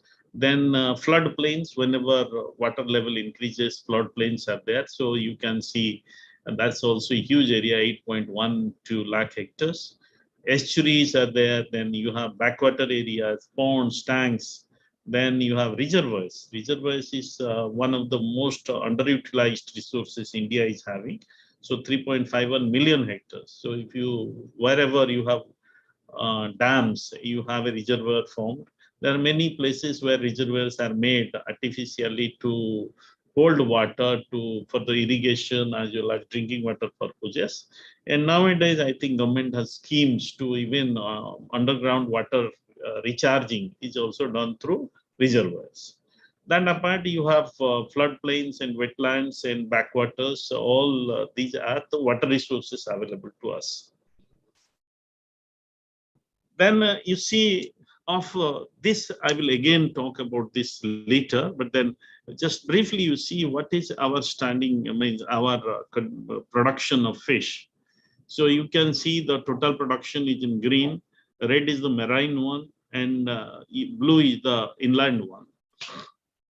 You see the growth of marine sector, it is completely almost stagnated. So it has not crossed even 4 million tons. Whereas you see a very small amount of fish that is produced inland in inland areas has now grown up very fast, and it has crossed almost 10 million tons. So now this I will come back when I discuss about why our marine water production is so low. It is not increasing, and what we should be doing for that. Then if you see what is our why fisheries is nowadays given so much of importance compared to earlier years, you will realize that the contribution of the crop sector, GVA is basically an estimate from the GDP, basically output oriented. It will show how much of output is contributed by crop sector. This is to the agriculture sector. If you take agriculture sector as a whole, where crop, logging, even, forest products, animal products, everything put together. If the agriculture sector itself contributing 100%, out of that you see the rate of growth of the crop sector, where rice, wheat, everything is produced, is coming down drastically. Whereas you see the fisheries sector is growing quite fast. And as of now, it is growing at the rate of 14%, which is highest among any agricultural producers, highest among many sectors that is contributing to GDP. So that is why government is putting so much of the impetus into fisheries sector. Now you see what it contributes to, our export.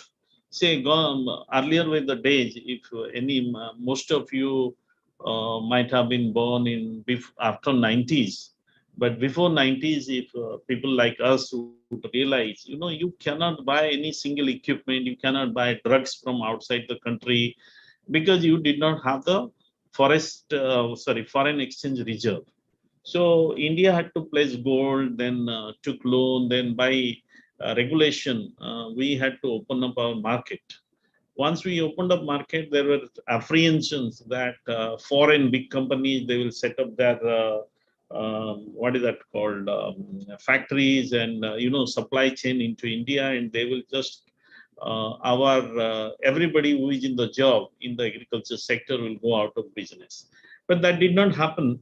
That did not happen. We grew steadily, and you can see now how our the export of almost 1.2 million tons of seafood that's been exported. And seafood, whenever it is exported, is like a big foreign exchange earner. And that is what, you need to have foreign exchanges to buy weapons, buy drugs, buy anything from the other countries. So that is necessary for the trade, and that is why we have almost reached 49,000 crore as of now.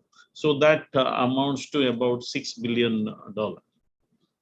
So this is the kind of different resources that we have with us. So if you see, you have like freshwater fishes, about 877 species are there. Marine species are about 1,368. Mangrove species are 35, seaweed 844. Ornamental species are quite high, 377 to 400. Marine and freshwater. Then you have sea grass, sea turtle, and brachywater species. So many types of species that contribute to Indian fish biodiversity. So one of the richest biodiversities among the world, I think India holds, and that is what this picture exemplifies that. Then what are our subsectors? So maybe if I would have started just speaking about aquaculture and all, that would not have made much sense. So how we divide our sector? We divide our sector by, aquaculture. Aquaculture necessarily do not mean fish culture. Fish culture is called as pisciculture, but aquaculture would mean the culture of any animal or plant for economic benefit. So seaweed culture, for example, say you imagine Japan is just one province. One province, I think they trade about 40 billion yen. 40 billion yen will come to about $0.4 billion. Just one district, one prefecture they call. One prefecture, they produce that much of seaweed products. So if you have eaten in a Japanese restaurant, you will realize that they have something called as sushi and sashimi. Sushi basically is coated with a small piece of, seaweed product. It's just a paper kind of stuff prepared from the seaweed. Seaweed is just made into a slurry, then it is dried. It gives you slightly salty taste and a very nice flavor to be, which can be used for wrapping, rice. So, just a seaweed is just one, what that called, aquacultured product in those countries which is contributing to that much of to their economy. So we have so many species of seaweed, but then we are not traditionally seaweed eaters. So we have not actually economized. So maybe aquaculture would mean culture of anything, mollusk, shrimps, everything put together would be considered as aquaculture. Then what are the contributing industries or contributing subsectors to aquaculture? So, you know, whenever nutrition, we may think that nutrition is only used for human nutrition, but it's not true.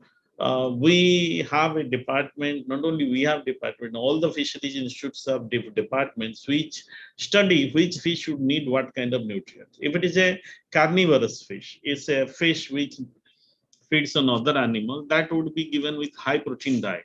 High protein diet means high amount of nitrogenous waste also. So we have to think by giving nutrition also how to remove the excreted products from the aquaculture system. So nutrition is one supporting area to this. Then health, of course, nowadays when you start doing aquaculture in a confined environment, large amount of fishes, so definitely you will encounter a lot of diseases because of stress and because of, you know, presence of what that called substances which are deleterious to the health of the fish. So that's why monitoring health is important. Apart from treatment of health, treatment of the animals are important. Also vaccination and other things that we do. Similarly, genetics and breeding is another area which is supporting aquaculture. That apart, the biggest area of fisheries is the resource management. So when we talk about resources, you know, water is the most important resources. So all those resources, like whether it is brackish water, marine and freshwater, everything comes under resource management. But basically, since aquaculture talks about the confined area management of fish or aquatic animals or plants, we in resource management, we talk about how to manage the natural resources. Suppose it's sea or estuary. So we basically evaluate what kind of trophic state is having, whether all the trophic states, like, you know, trophic states means, you know, zooplankton, phytoplankton, the chain of the food, everything is in balance or not. So in resource management, basically that kind of study is done. Whether any environment has been overfished, has been affected by pollution, everything comes under resource management. So how to protect that environment is part of the resource management. Extension is very important area. So in all the institutes, fisheries institute, will find an extension department. Basically, they whatever laboratory based work or techniques or technologies that come out, they usually put it to the practice in the field. Post-harvest technology, what we generally encounter, most of you who are eating fish, you will be encountering fish when it is dead. So basically for food purpose. You know that if food is kept for a little longer, it will start smelling and it will start giving, not only smelling, you cannot consume it. That but it can carry a lot of disease-causing microorganisms also. Post-harvest technology deals with how to store them and how to transport them, how to ensure that the food is safe, and what kind of certification system that exists before exporting it to another country, how long it can stay, and things like that. Education is one area which is also considered as a resource, but human resource. And my institute is basically dealing with education. We are called as Central Institute of Fisheries Education. We are dealing with education is in like in a university pattern, but then we prepare scientists and researchers for other institutes. Now let's look at what are the institutes in India which are supporting. So just now, Dr. Rikesh was talking about, Captain Rikesh was talking about what kind of job opportunities you have. So you must understand that fisheries sector is having a lot of institutes. There are they have centers, sub-centers, they have employment opportunities and things like that. So you should know the spread of fisheries institutes in India. On aquaculture side, especially freshwater aquaculture, many of you must be acquainted with eating rohu, katla, mrigal, the fishes that grow in ponds and lakes. So those fishes are being cultured nowadays, and freshwater aquaculture is dealt by an institute which is located in Bhubaneswar. Similarly, brackish water, where your salt water and freshwater mixes, it's called as brackish water. And brackish water is basically in mangroves and estuaries, you find them. There are many species which grow in brackish water. So another institute is there at Chennai, which deals with only brackish water. Nowadays, India's biggest export, that is called as Venamai shrimp. That's called as Pineus venamai. Venamai shrimp is exported to many countries, and the highest, I think 80% or so, is only by one species. So that is actually by shrimps, and that is a brackish water shrimp.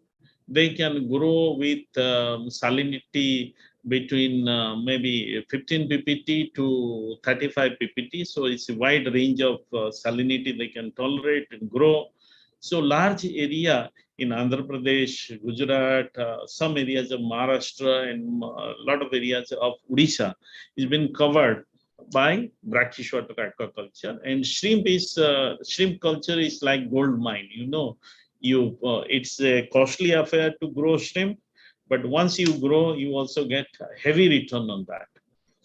Similarly, resource management institutes are there. Central Marine Fisheries Research Institute at Kochi. They not only deal with resource management, they also do mariculture. So similarly, Central Inland Fisheries Research Institute, many of you may not be aware, being in Mumbai, that there is a Inland Fisheries Research Institute which is located at Barakpur, Calcutta. This is the oldest institute in India in fisheries, and they deal with all the rivers. So because the number of rivers are less in the west coast, and there are too many rivers on the east coast, and that is why you see their activities much more on Ganga River, Brahmaputra River, Mahanadi, Godavari, and all. But then you don't see much activities here. But we have some reservoirs on this side. So they also work on Gujarat's reservoir, that Sardar Das Sarovar. It's not Gujarat, so now it's spreading in 3 states. So they deal with that. Similarly, you have on cold water fisheries, specifically North India, they don't eat much fish.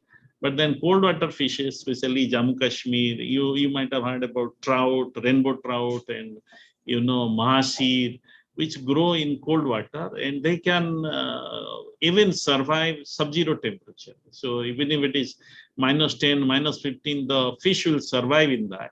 But then you will find them growing only in a better warmer condition. So their growth rate is slow, but they are still, there are still indigenous population of many types of cold water fishes. So to deal with cold water fisheries, initially it was a very small institute. Now gradually the size is growing. It is Bhimtal, just very close to Nainital. Similarly, you have another institute, National Bureau of Fish Genetic Resources, Lucknow. So that is basically, biodiversity, conservation, and not allowing Indian fish biodiversity to be diluted or being contaminated by other species which is imported from Bangladesh or Africa or anywhere. So they deal with that kind of work. Then fisheries education, we are in Mumbai and Central Institute of Fisheries Education. So I just had one of the divisions out of 5 or 6 divisions in this institute. There is one institute which is located in Kochi, that is Central Institute of Fisheries Technology. So it's a very big institute, only dedicated to technologies, different kind of processing technology mostly. So then you have extension. Usually extension activities is left to State Department of Fisheries. Fisheries officers, they are supposed to take and guide fishermen and all others about the utility of, about the different schemes and support their culture. And if there is a DG, they are supposed to help and things like that. Apart from that, in India, we have other institutes. We have Central Institute of Coastal Engineering for Fisheries. That's located in Bangalore. It's a very small institute, but this is under the Fisheries Ministry of Fisheries.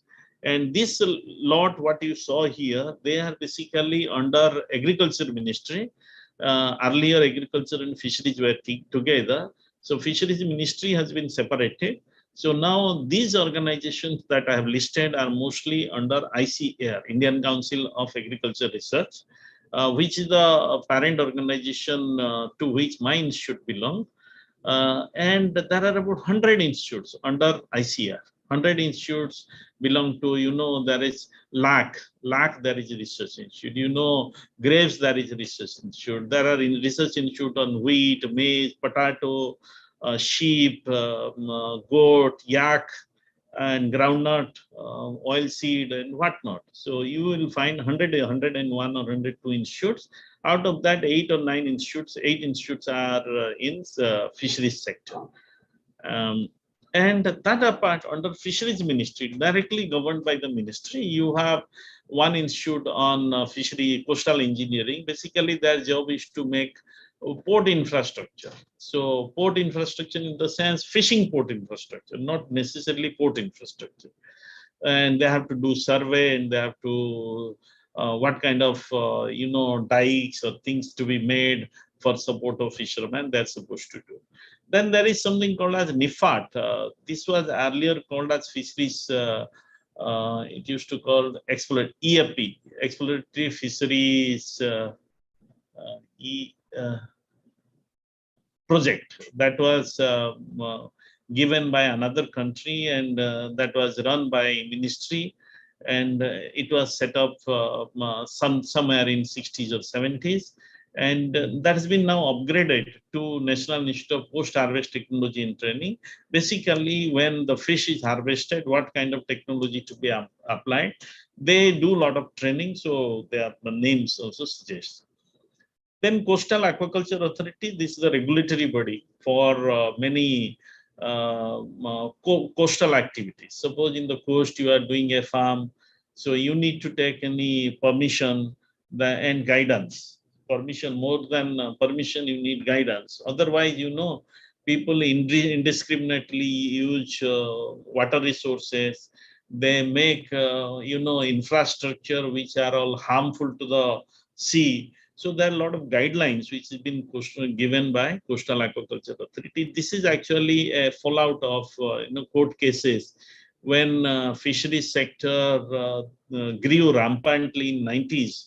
And there were court cases saying that it is contributing to the pollution.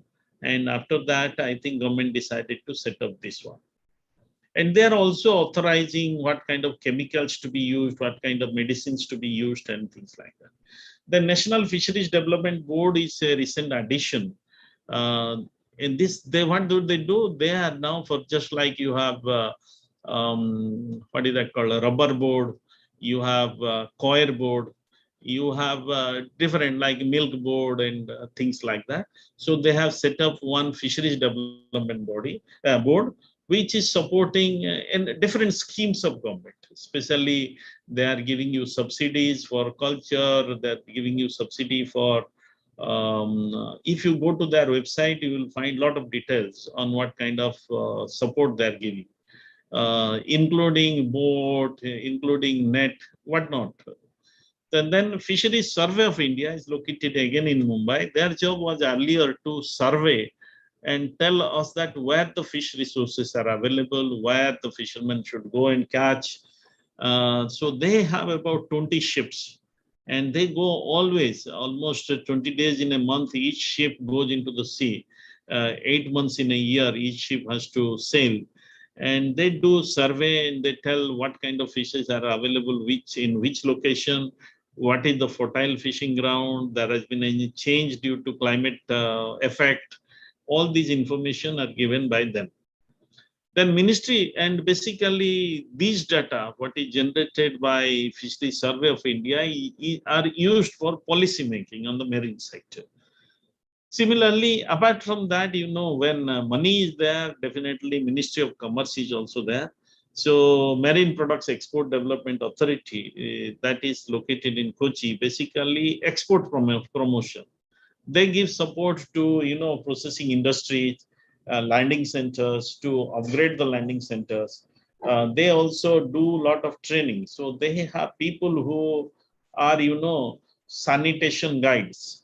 There are people who are called as I forgot. A lot of our students are employed in that, who are going to teach everybody what kind of boxes to be used, what kind of sanitary programs they have to use, what kind of documentation they have to make, basically to create awareness among the fishermen and women regarding how to handle fish, how to transport fish and things like that. Then you have export inspection agency. Basically, they're the link between countries' fish export with others. So basically, they give certification to the industries. So processing industry are certified, and they're giving licenses. Also, their technologists are certified by this organization. Then just coming back to this is.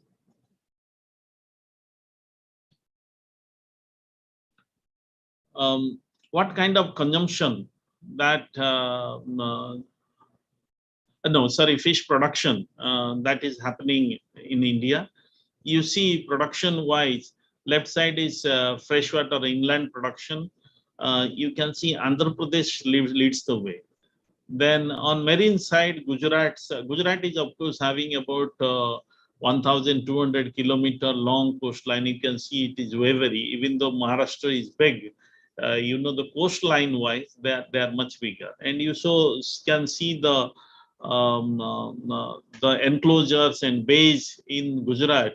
Those are all fertile ground for fish harvest, and because of that, the marine capture is very good there. And somebody had asked a question about why fishermen are getting caught in Sri Lanka.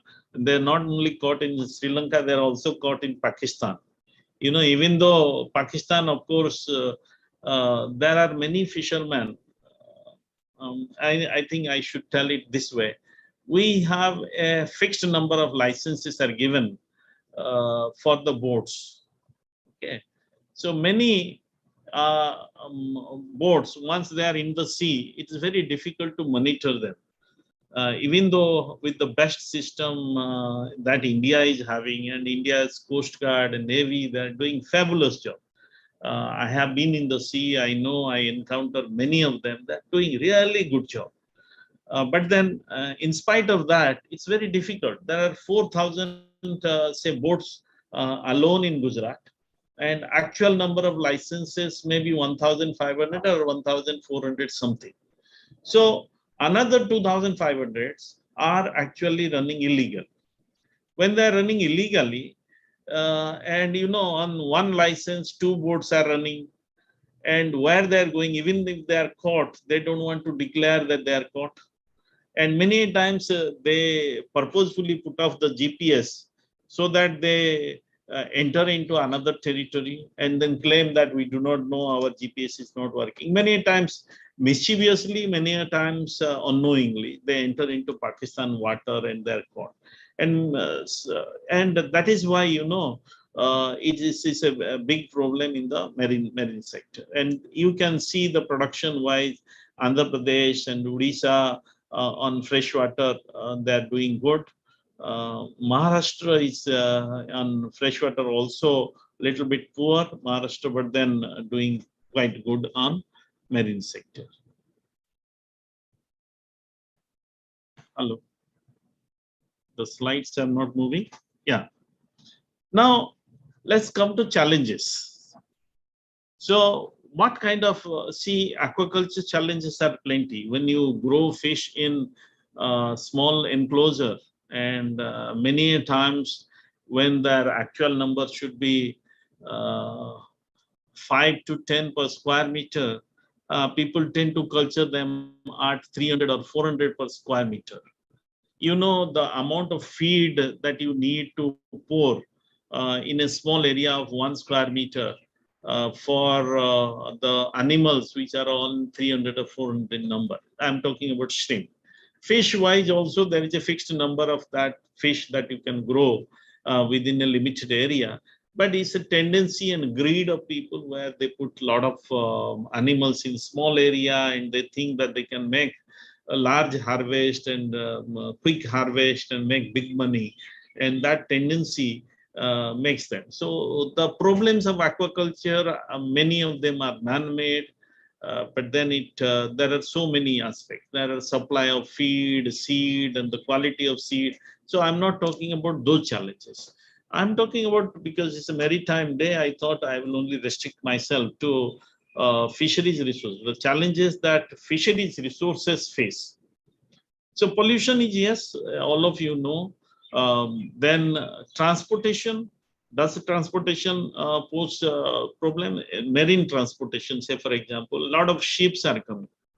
So do they affect fisheries? Yes, they do affect fisheries. How do they affect fisheries? Because you know, they carry, the ships, they carry a lot of ballast water. So whenever it is empty, the ship will be floating, I mean it will go up. That is why they pour a lot of ballast water. The ballast water basically to keep the center of gravity a little bit low below water so that it doesn't get quickly rolled or pitched or has any problem during travel in the sea.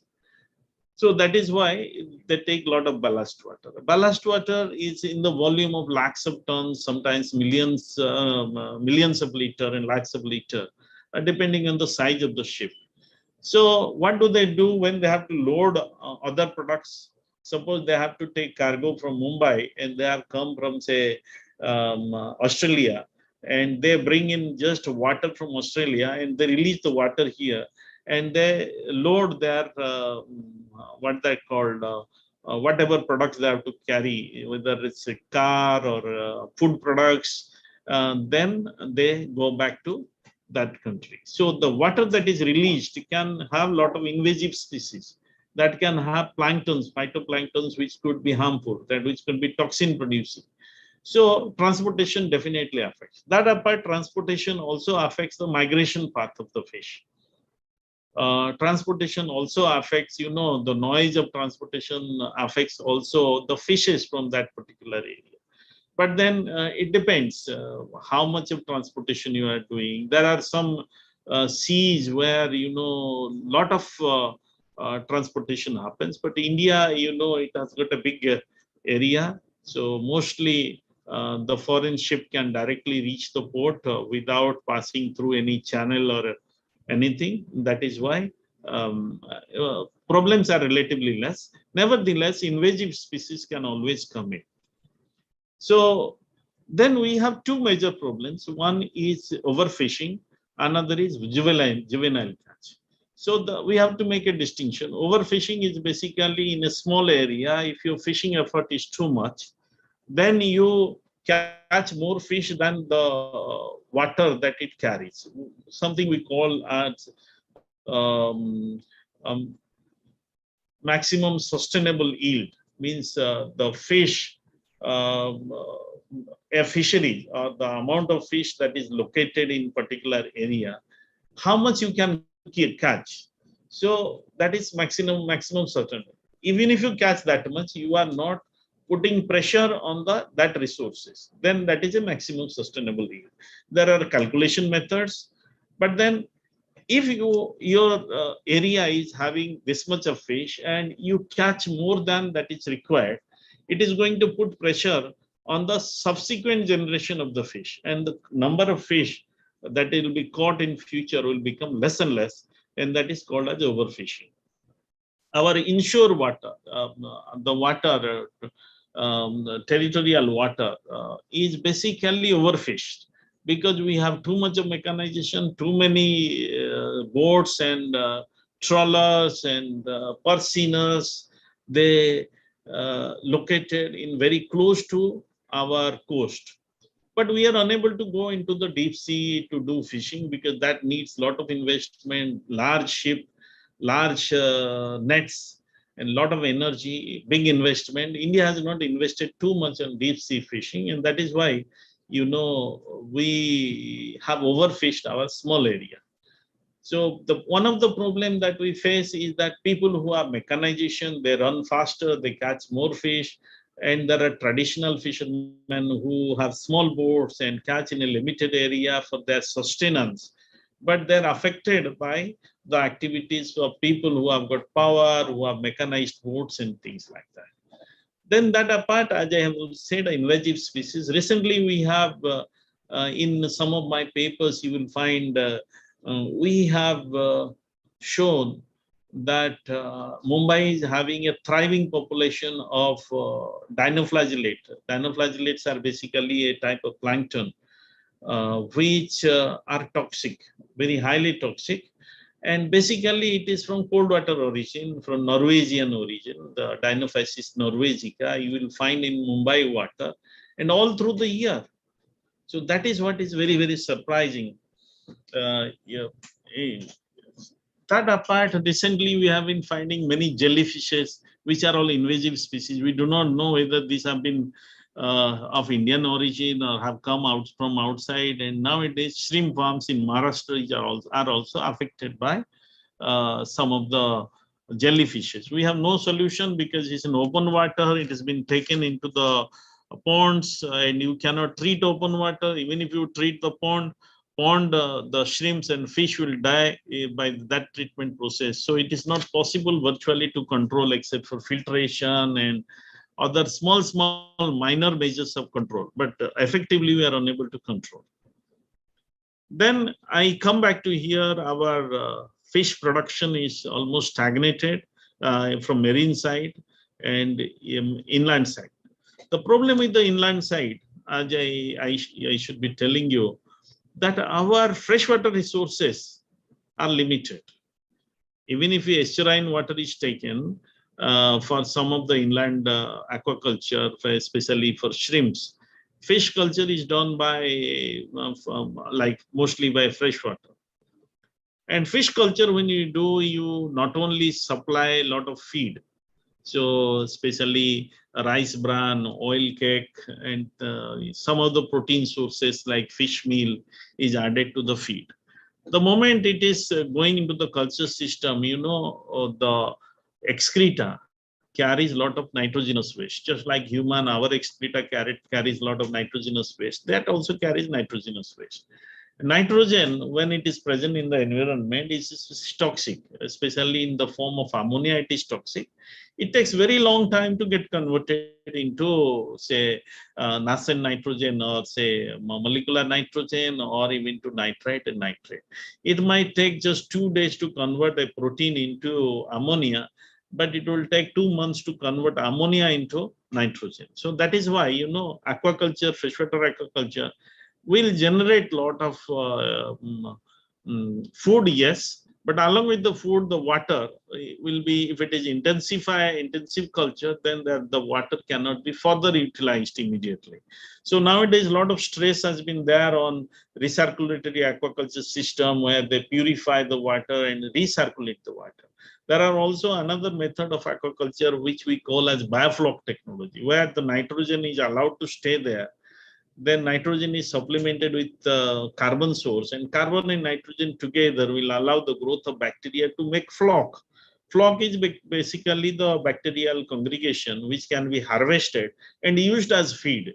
So biofloc technology is also very, very rampant throughout India in aquaculture sector. However, you should understand, just forget about freshwater resources. We should concentrate on marine side, which is not growing very fast. That's a big area of concern for all of us.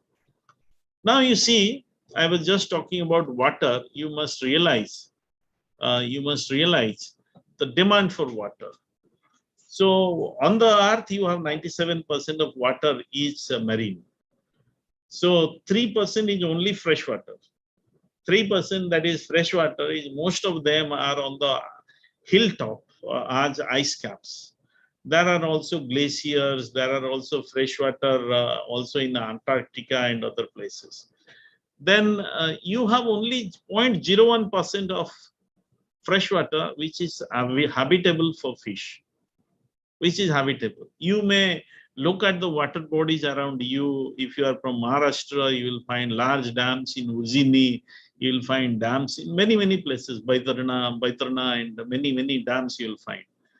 But put together all the fresh water, including the rivers throughout India, the dams are much smaller here. You go to Madhya Pradesh and Chhattisgarh, dam sizes are huge.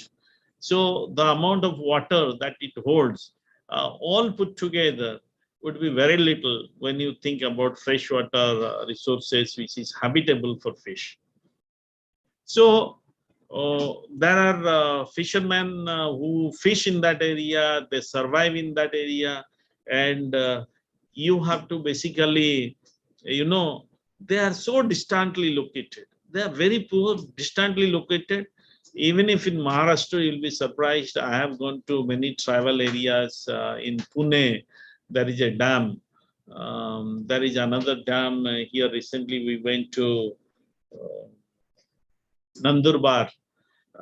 You will be surprised, those travel areas, there are people, they have not even the basic income, and they survive only on fishing, because we deal with fishermen only with the fishing. We may talk that India has progressed, gone so much, but we have not been able to reach those areas to do something for them.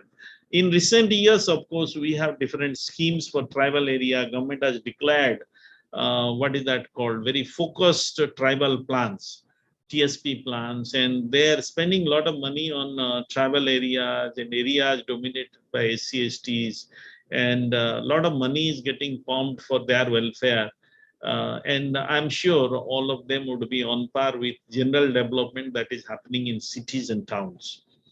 And water demand is expected to grow by 50%. And I mark my word, when you become old, you will realize that the water is the costliest item that you will be buying after maybe 40, 50 years. So then that apart, we have also a lot of activities inland. So earlier, sea and rivers were two different activities. But nowadays, government has a very big plan, transportation through the rivers. You see on West Coast, you have only 205 kilometers of national waterways. But on the other side, on the East Coast, you have about 4,200 kilometers of waterways. So just like you have National Highway 127, the government has declared 108 waterways. They have a plan to increase it to 120. Two of the waterways are already functional. So how does the waterways happen here? Because they will carry, nowadays, the product that is brought to any port, it is unloaded, loaded and distributed into trucks, and trucks go on the road to distribute it on Assam, or say, what is that called, in Uttar Pradesh, many places, say Varanasi and things like that. So road transport is so expensive, and there is no other way the material that is brought to the port can reach a place like Varanasi or Lucknow or say Agra.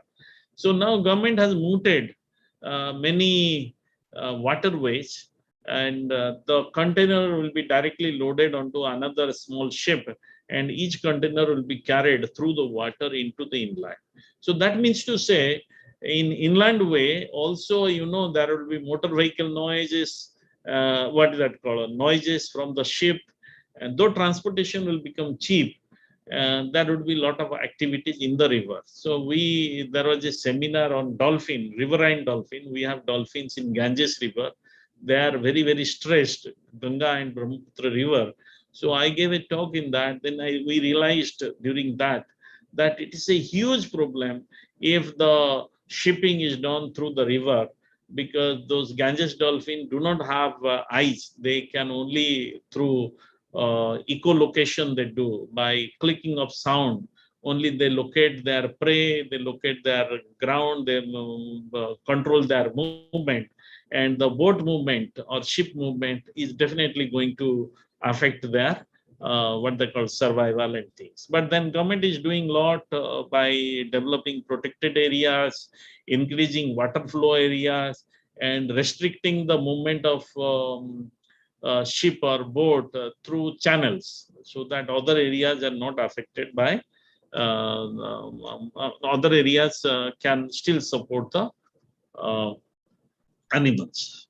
And marine litters. So we have my colleague, one Dr. Martin is there. He will find his publications. So he's working on marine plastics or microplastics. So you can see this is Mumbai, some area. The photograph, you can see the amount of garbage that we have loaded. Even if we go to clean the beaches, our students are participating every time with Afrosas movement here in Warsaw. And that apart, people go for mangrove plastic cleaning. My students, at least last week also, they were there. And but then this is a problem because each one of us is responsible for that. Every household, at least in Mumbai, my house will be getting 40 to 50 plastic bags, carry bags every day. Our institute is having a plan to segregate that and send. But many times, people just throw it into the river. Especially, I am surprised when they bring flowers. Flowers, and after some puja, it's a tendency. People can just take out and throw even the flowers into the water, which is biodegradable. But they don't care to even open. They just throw it as such. Neither the flower spoils and become nutrient very quickly, nor the plastic. Plastic over a long period of time, what happens? They degrade into microplastic and they release toxicants. They're consumed by fish. Almost every fish that we catch will have some microplastic. But fortunately, microplastic do not pass through the gut and reach the muscle so easily. So basically, they remain in the gut. But many small fishes we also consume with the gut. Very small fishes you don't clean, you just that black thread kind of intestinal material, and we consume as such. But then marine litter is a big problem.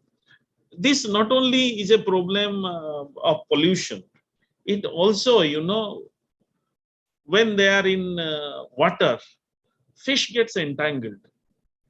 When fish gets entangled, many of them die. When fishermen do the fishing, the nets are broken. They just remove the net. Somewhere rock is there, and your net gets stuck. So they cut and leave the net there. So many fishes, sometimes turtles and things, which we call as ghost fishing. And ghost fishing is a big problem. Now in ISO, Standards Organization, International Organization for Standardization, they are coming up with standards for marine litter. The ship which are all above some size, they have to have different types of boxes to carry what that called their waste material. They are not supposed to throw even biodegradable waste into the water. So those regulations are mostly would be adopted very easily by developed countries. But in India, we have to reach that stage. It will take a lot of time. You can imagine what we are doing with our water. So this is very sad state. But during lockdown, I was very happy to see a lot of clean water. The water channels that is here around Mumbai, I was so happy. And it was like a kind of treat to the eyes to see clean water. Clean water and water that is not dark, which is not released by. You will be surprised so much of water, what they call our domestic sewage is passing into the sea untreated. And what must be their contribution to the eutrophication and contribution to the pollution load in water. Then another important area is juvenile fishing. So we have something called as size at first maturity. So by rule, by a biologist rule, by conservationist rule, you must allow a fish to be breeding at least once in its lifetime. So that means it has to reach a size at first maturity. So it should get matured, then it should breed. So you have to allow that much of freedom for the fish to grow to that size. And do they allow? Do we allow? No, we don't allow. You can see the pictures here. These are all pomfrets. Pomfrets usually should grow about half a kilo. Maybe size at first maturity would be 350 grams or so, the pomfrets. And these will be hardly 50 grams. Okay. So you imagine each of this fish must be laying 1 million eggs. So 1 million into this number, that's much of fish. We have deprived our environment from that, no, from allowing them to grow. But then we have regulations of what size of mesh you should be using. But then people do not follow, and government agencies do not have necessary manpower and willingness to control that. And most of the things are politically driven. So even if you do something, write something, they come up and they attack you and things like that. It happens quite often. There have been cases in Goa, there have been cases in Kerala. There are a lot of pressure on government officers not to be strictly, I mean, they're incapable of following it very strictly. So most important is that the regulation of sale. So if sale is prohibited, people will not catch. If you go to Gulf countries, especially Dubai, if you have caught a juvenile and you have brought it, the fine is as much as high as 20,000-30,000 dirham, so which will go to a few lakhs of rupees. So that is the kind of fine imposed if you are catching a small size. Recently, we have brought in regulation in Kerala. Only Kerala is following a kind of regulation by which juvenile capture is banned. The sale is not banned. So if it is capture is banned, the fishermen, at least they throw. And next time onwards, they realize that we are getting not much benefit by bringing a smaller mesh net. So, but then they're smarter. What do they do? Inside the sea itself, they transfer this juvenile catch to another boat in Karnataka or Goa or Tamil Nadu and come back, so that they are not bringing to their port. But nationally, there have been recommendations, and soon regulations will be in place. So how do we address these challenges? Last few slides, but then pollution, can we work on that so easily? No, it is not possible to do away with the problem so quickly. So many times, agencies, they falter in bringing in regulation. Many times our practices are not very fair. So pollution is rampant. Then developmental pressure also is adding to pollution. It's not necessary that, true that government has no willingness or all government officials are very lax about it. No, it is not true. What is true is that the pressure, the sheer pressure, the amount of work or manpower or machinery that would be needed to control pollution is huge. And we have simply not built up that kind of resources with us. So we have to put in manpower into that control mechanism and the fair practices. We have to regulate everything. Then only we can control some of the pollution. Of course, if you say Swachhata, Swachh Bharat, and so many new initiative with public participation is doing good.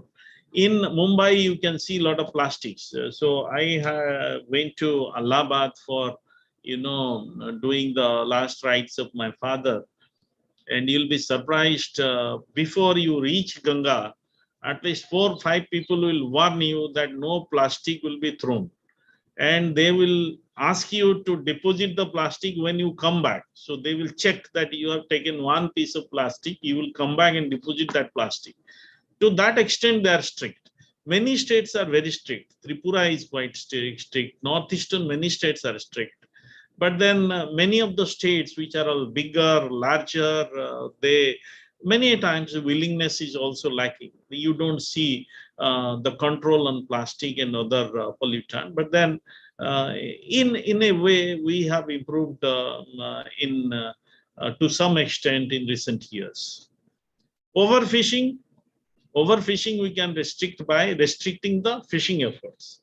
But then government has to come on very strictly on the number of boats and unregulated boats and the boats which are all are doing damage. There are some fishing practices which are all causing damage to the environment. That also should be restricted. Juvenile catch, as I said, minimum size catch restriction. This is our study. Usually my department does this kind of study. Those are all statistical method. We cut open, the gonads of the fish. Then we find out what maturity stages it is. Then we find out which month they mature. And then we know that which size fish catch the maximum. The matured ones are which size. Then the juvenile ones are in which year, which month. Then we exactly know which month they breed. We exactly know which size they breed.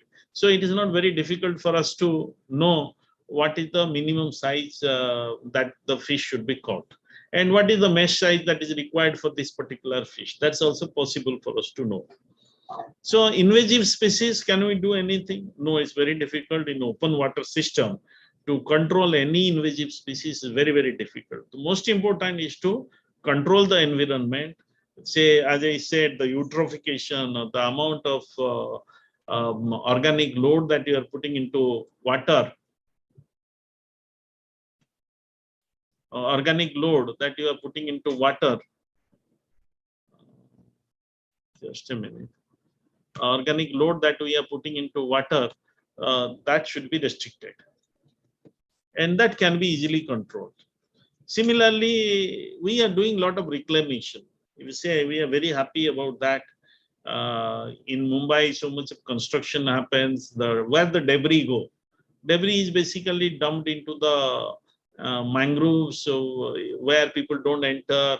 The backwater comes in. Nowadays, for mangrove, there are a lot of restrictions. People cannot dump. But once you are away from the public eye, and once you are away from controller's eye, or say people who are observing this, then you can dump anywhere. And sometimes hands in gloves, people dump in those areas to reclaim some land and start some construction and make some jopapati initially, so that it can be made into a proper habitation place. But unfortunately, what happens, these are the places where the breeding of fish happens. Breeding of fish, if you see sea fishes, you will be surprised. Sea fishes are all variety types. Some fishes, they come into estuary to breed. Even though they are in marine water, say they live in 35 ppt of salinity, they enter into freshwater to breed. So freshwater means estuary or mangrove, wherever you have some inland water that has flown in, that kind of area they come to breed. So the moment you damage that, lot of those fishes, they fail to breed there. They shift their location for breeding, and many times they cannot breed in their lifetime, and that's why the population of fish decreases. That apart, all these mangrove and backwaters, they have a kind of they hold organisms which are all food for other fishes, say sedentary species, say snails and small crabs, and all those things which live in that area, they cannot thrive. So definitely the fishes do not have food, so they migrate to other location, and many times they do not grow well and their population decreases. So now for controlling reclamation, of course, you have to abide by CRZ rule. CRZ rules have been very, very strict. You need a permission, and even governments to get permission to do some developmental activities becomes very difficult from the environment ministry. CRZ regulation is very, very strict now, as of my understanding. But in Mumbai, still construction is going on. But otherwise, throughout India, it is very, very strict. So important steps that can help natural resources is awareness. Yes, that's very important. One important thing is valuation of ecosystem. Do we really do a valuation? Suppose a mangrove is there, suppose a river is there, or say estuary is there, or say reservoir is there. So reservoir may have a value, say, of recreational value. People go and sit on the side of that. So if you calculate in terms of economics, so they are a huge contribution. So they have some money associated with recreation. Suppose some people go for boating there, or people go and sit there. There is a shop owner, we set up shop there because there is a water. And then there are sale, purchases, travel, bus, everything put together. There would be some contribution. That apart, what kind of resources, fish resources is having, how much of air or carbon dumping is happening because of the water, how much of temperature reducing because of algal biomass in that water location. All this put together, you can do a economic calculation. There are empirical values which are all associated with that, and based on that, you can make a valuation of any ecosystem. And you will be surprised, ecosystems are actually valued very high. What is happening in India? In India, we have not valued our ecosystem in monetary terms. Throughout the world, if you go to US or Europe, developed countries, they have put monetary term for each ecosystem. So before they construct anything in that particular location, they have to ensure that, okay, we are damaging an area which is contributing to the country around $1 million. So is it worth a project, say $0.5 million project? Is it worth to set up there to damage this ecosystem? Yes or no? So in monetary term, people understand better. So valuation of ecosystem, that some institute which are all working, including ours. So valuation of ecosystem. Then ecosystem status evaluation. So ecosystem, as I said, trophic status. That trophic status, you will be surprised if I remove the large predator from a system, the whole ecosystem collapses. So, you know, the animals which are all on which they feed, they will grow in large number, they will feed on the other one. So, you know, the system gets thoroughly disturbed. And because you have selectively removed any particular predator, that's all question of predator. If you remove prey, of course, predator is also getting affected. So we do ecosystem evaluation routinely, and we try to put some value that this ecosystem is skewed and it is under pressure. It is very nice. Only now we are seeing northeast ecosystem, northeastern states, we have ecosystem which are all very, very healthy. So we study the diversity and we understand that what kind of diversity it should be having. And based on that, we have a lot of evaluation methods for ecosystems. Then scientific efforts, of course, we need to put more scientific efforts on marine sector. Then we have to put a lot of fishing efforts to the deep sea fishing. So we can, as of now, we are not harvesting large size tuna so much. Tuna resources, tuna, each tuna would cross something like 150 to 200 kilo, one single tuna. My experience, I should tell you that we returned from some cruise in Japan, and we just came to, I forgot which was the port. There was a ship which came back after fishing. Of course, they'd go for tuna fishing only. Morning 7 o'clock, we onwards, when we got up, we first saw the ship that was unloading tuna. Each crane will have 5 to 6 tuna being hung and taken. Each one is about 200 kilo, 150 to 200 kilo. And this tuna is picked up and loaded into lorries. And they started unloading the ship morning 7 o'clock, and they had not finished by evening 7 when we actually were allowed to what that called come out of the ship and leave the port. So imagine the number of tuna they bring just from by one ship. So imagine the amount of tuna that is available in Indian Ocean, and especially the migratory path is somewhere coming from Australia, passing by Sri Lanka and going through near to Lakshadweeps, and they go up to Oman Sea and return back and go into Bay of Bengal. So you can imagine the amount of tuna resources that we are having. Hardly we are able to do anything because we don't have that capability to fish this tuna. So then different ecosystems, this is just to tell you that different ecosystem which can be valued. And this is one mangrove ecosystem. You can see just the values you see will be surprising.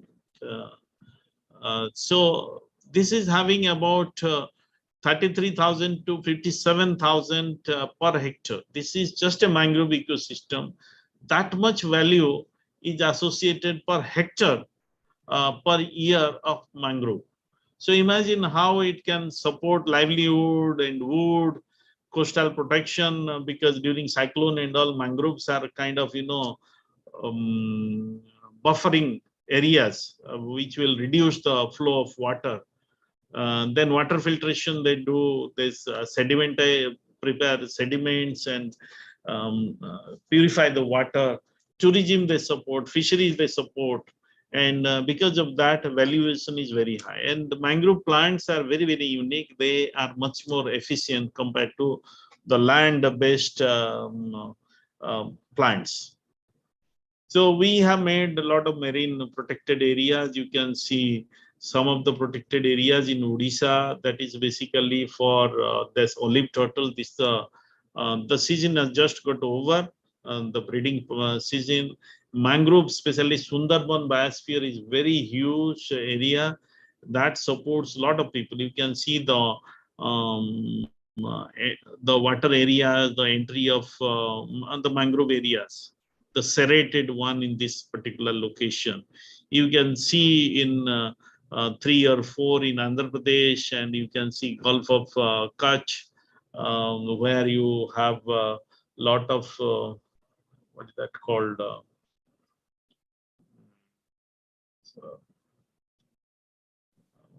What they're called? It's like sponges and other so many types of animals you find there. Basically, coral reefs you will find there, as well as in Chennai, some area, not Chennai, Tamil Nadu, some area. And you can see Malvan in Maharashtra is also considered as a protected area. Then recent changes, what we have happened, last few slides, just I'll finish. Formation of Ministry of Fisheries, because as I said, the number of, we have amount of,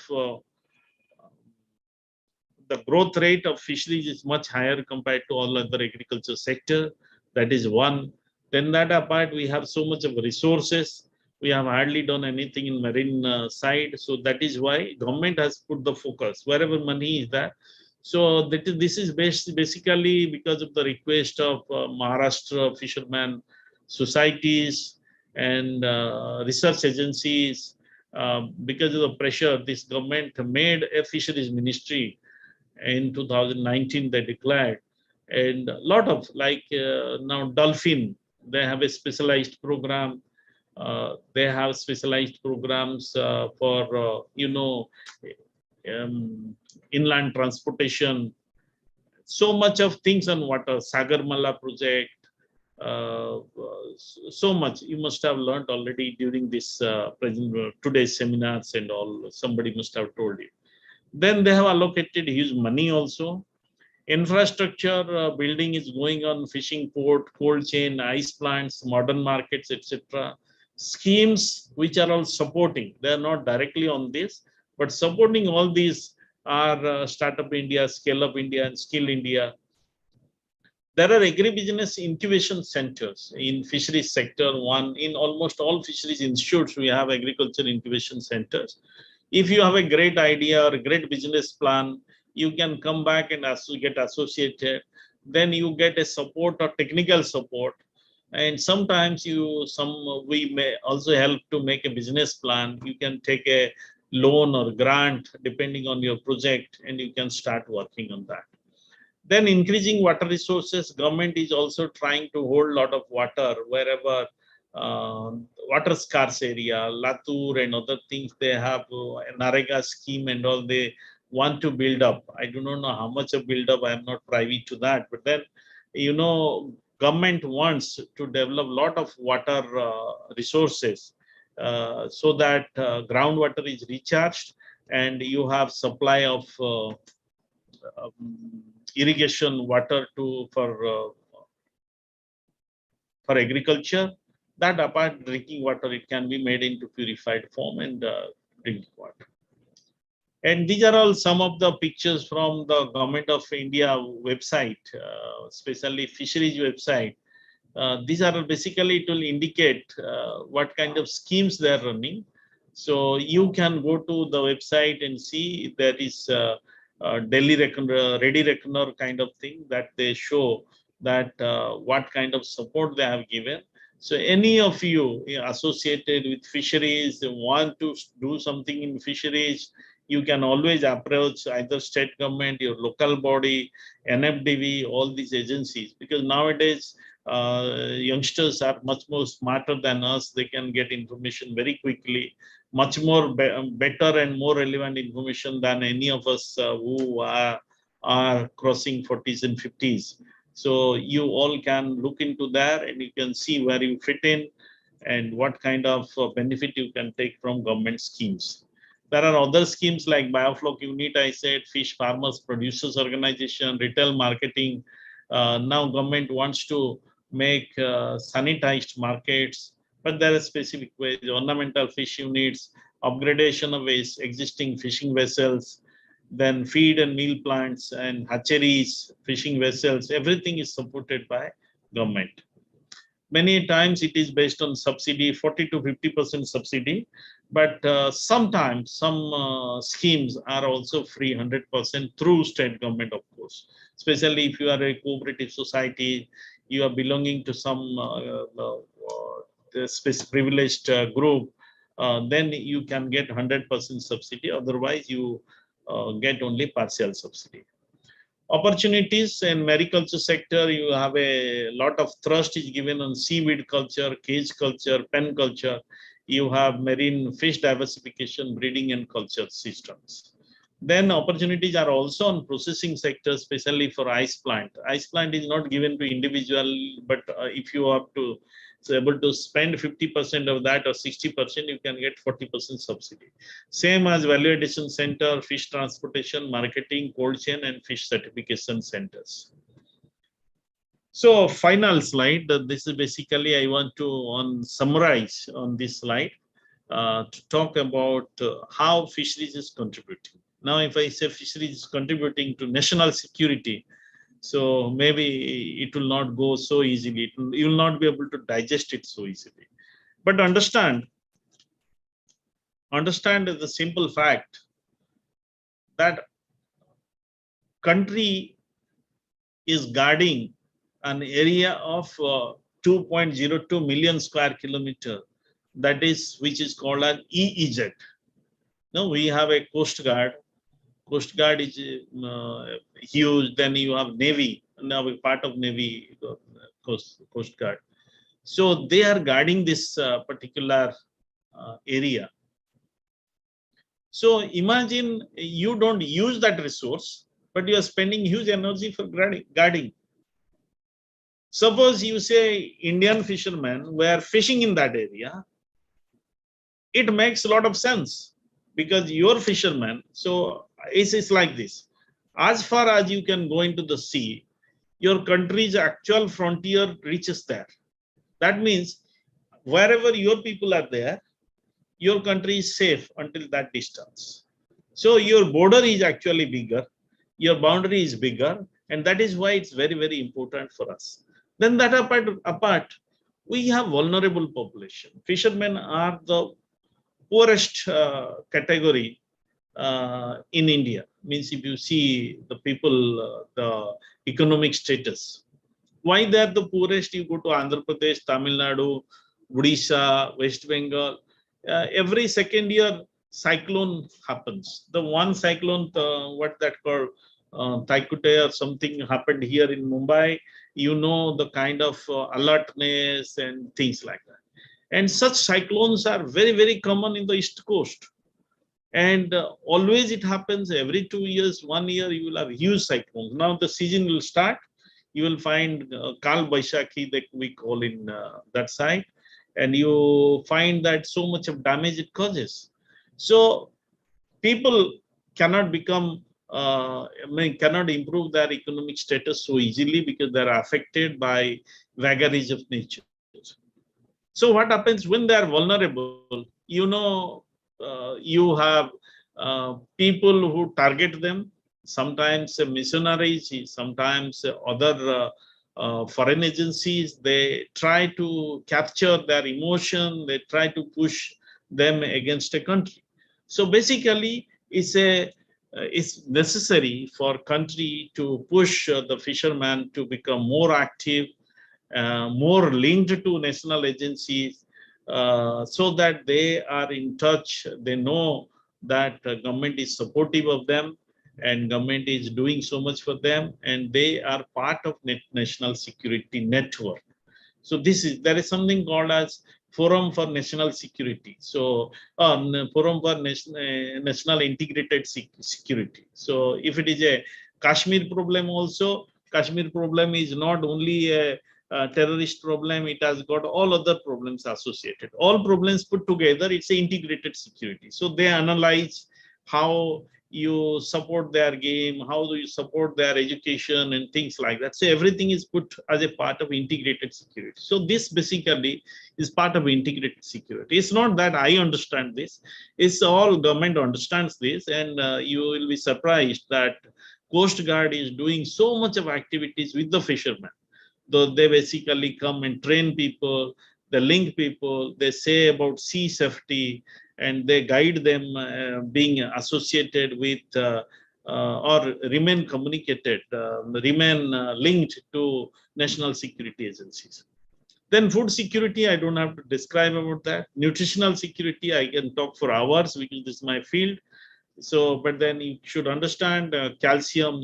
People consume small fishes with bones and scales. It's a good support for calcium apart from protein, EPA and DHA, that unsaturated fatty acids, things like that. Then trade and foreign exchange, as I said already about your foreign exchange that's being earned, that's very important for us. Then that apart, international relation. So if you are trading partner, see now, why Europe cannot take action against Russia, because they're trading partner, they're buying oil. So trade has put everybody in a fix, so they cannot declare or do anything. But similarly, if you have a trading partner, why we have a good relation with China in spite of so much being happened, because we are big trading partner. Similarly with the Gulf countries, with US and everything. So nobody wants to damage the relation with a business partner, and that is why fisheries makes sense. We can make a good international help in developing international relation. And with that, I think this is my side. Thank you very much for patient hearing. And what else to say? Just to encourage students, I must tell that Mr. Vivek read about this thing. When I studied, just like students like you, I never realized where I will go. Lot of apprehensions, looking at the sea, what to do. Only the poor fishermen I used to see. But in the journey, once you get into the water and you try finding your ways, you will be surprised that a lot of opportunities I got in fisheries sector. And many of my students are doing much better than me. And they are all, what is that called? Some of them are oceanographers, ecologists. So you should aim for continuing, if you have liking in this field, definitely, as Mr. Sharma told you before, there are a lot of opportunities open for you, and some opportunities I just said about in fisheries sector. Thank you. Thank you very much. Thank you so much, sir, for insightful on the fisheries industry and giving showing the opportunities in fisheries industry to our students. Your words were truly inspiring to our students. Now we will take up a question answer session. So first question we have from Cadet Neha Radekar. Yeah, please. Our question is, sir, can microbiology be applied to aquaculture? How would it affect the aquaculture process? Yes, it has got huge contribution. Just huge means I'm basically a trained aquatic microbiologist. So basically, I worked on relationship between bacteria and toxic algae. So algae cannot survive without bacteria. So they have something called as native bacteria which live inside the algae. Many of the algae, they carry native bacteria. Same like us, in our gut, you have so many types of bacteria being present. Can I unshare if nobody wants to see it again? Yes, sir. Yeah. So basically our gut also contains a lot of bacteria that helps us in digestion. And if you remove all the microflora from our body, not only from this, so it would be very difficult for us to survive. So same way, fish also is having so many types of bacteria which are part of their body and part of their environment. In environment microbiology, bacteria and other organisms, bacteria, archaea, fungi, they do a lot of work, especially the feed that goes below the so to the soil, they get converted into again nitrite. All these things are part of microbiology only. In fact, microbiology has much more application in aquaculture than any other field. Diseases, just one virus, COVID, you saw so much havoc that has caused to the world. But there are so many viruses causing diseases to shrimps. So we are working on that. My colleagues are working on that. And it's got tremendous. And biotechnological applications, especially nowadays, we convert. Say, for example, you have to prepare a feed. So you, from plant sources, of a leaf cannot be utilized by fish. But if leaf you ferment and convert it into a protein source and remove tannin and few things, then the leaves can be used as feed for animals, because animals cannot otherwise digest. So this thing, leaf protein. So there are a lot of application of microbiology in this. Yeah, please. Thank you so much, sir, for answering the question. We are waiting for other people to ask a question. Yeah. Meanwhile, our director, Anuradha Majumdar, has expressed her apologies and her regards, as urgently some meeting has come up, and most of our faculty members has also left for that meeting. Yeah. Urgently some meeting has turned up, sir. No, usually happens. It happens, sir. So they have said their apologies for that. Okay. Yeah, so, thank you very much. There is one question from my side.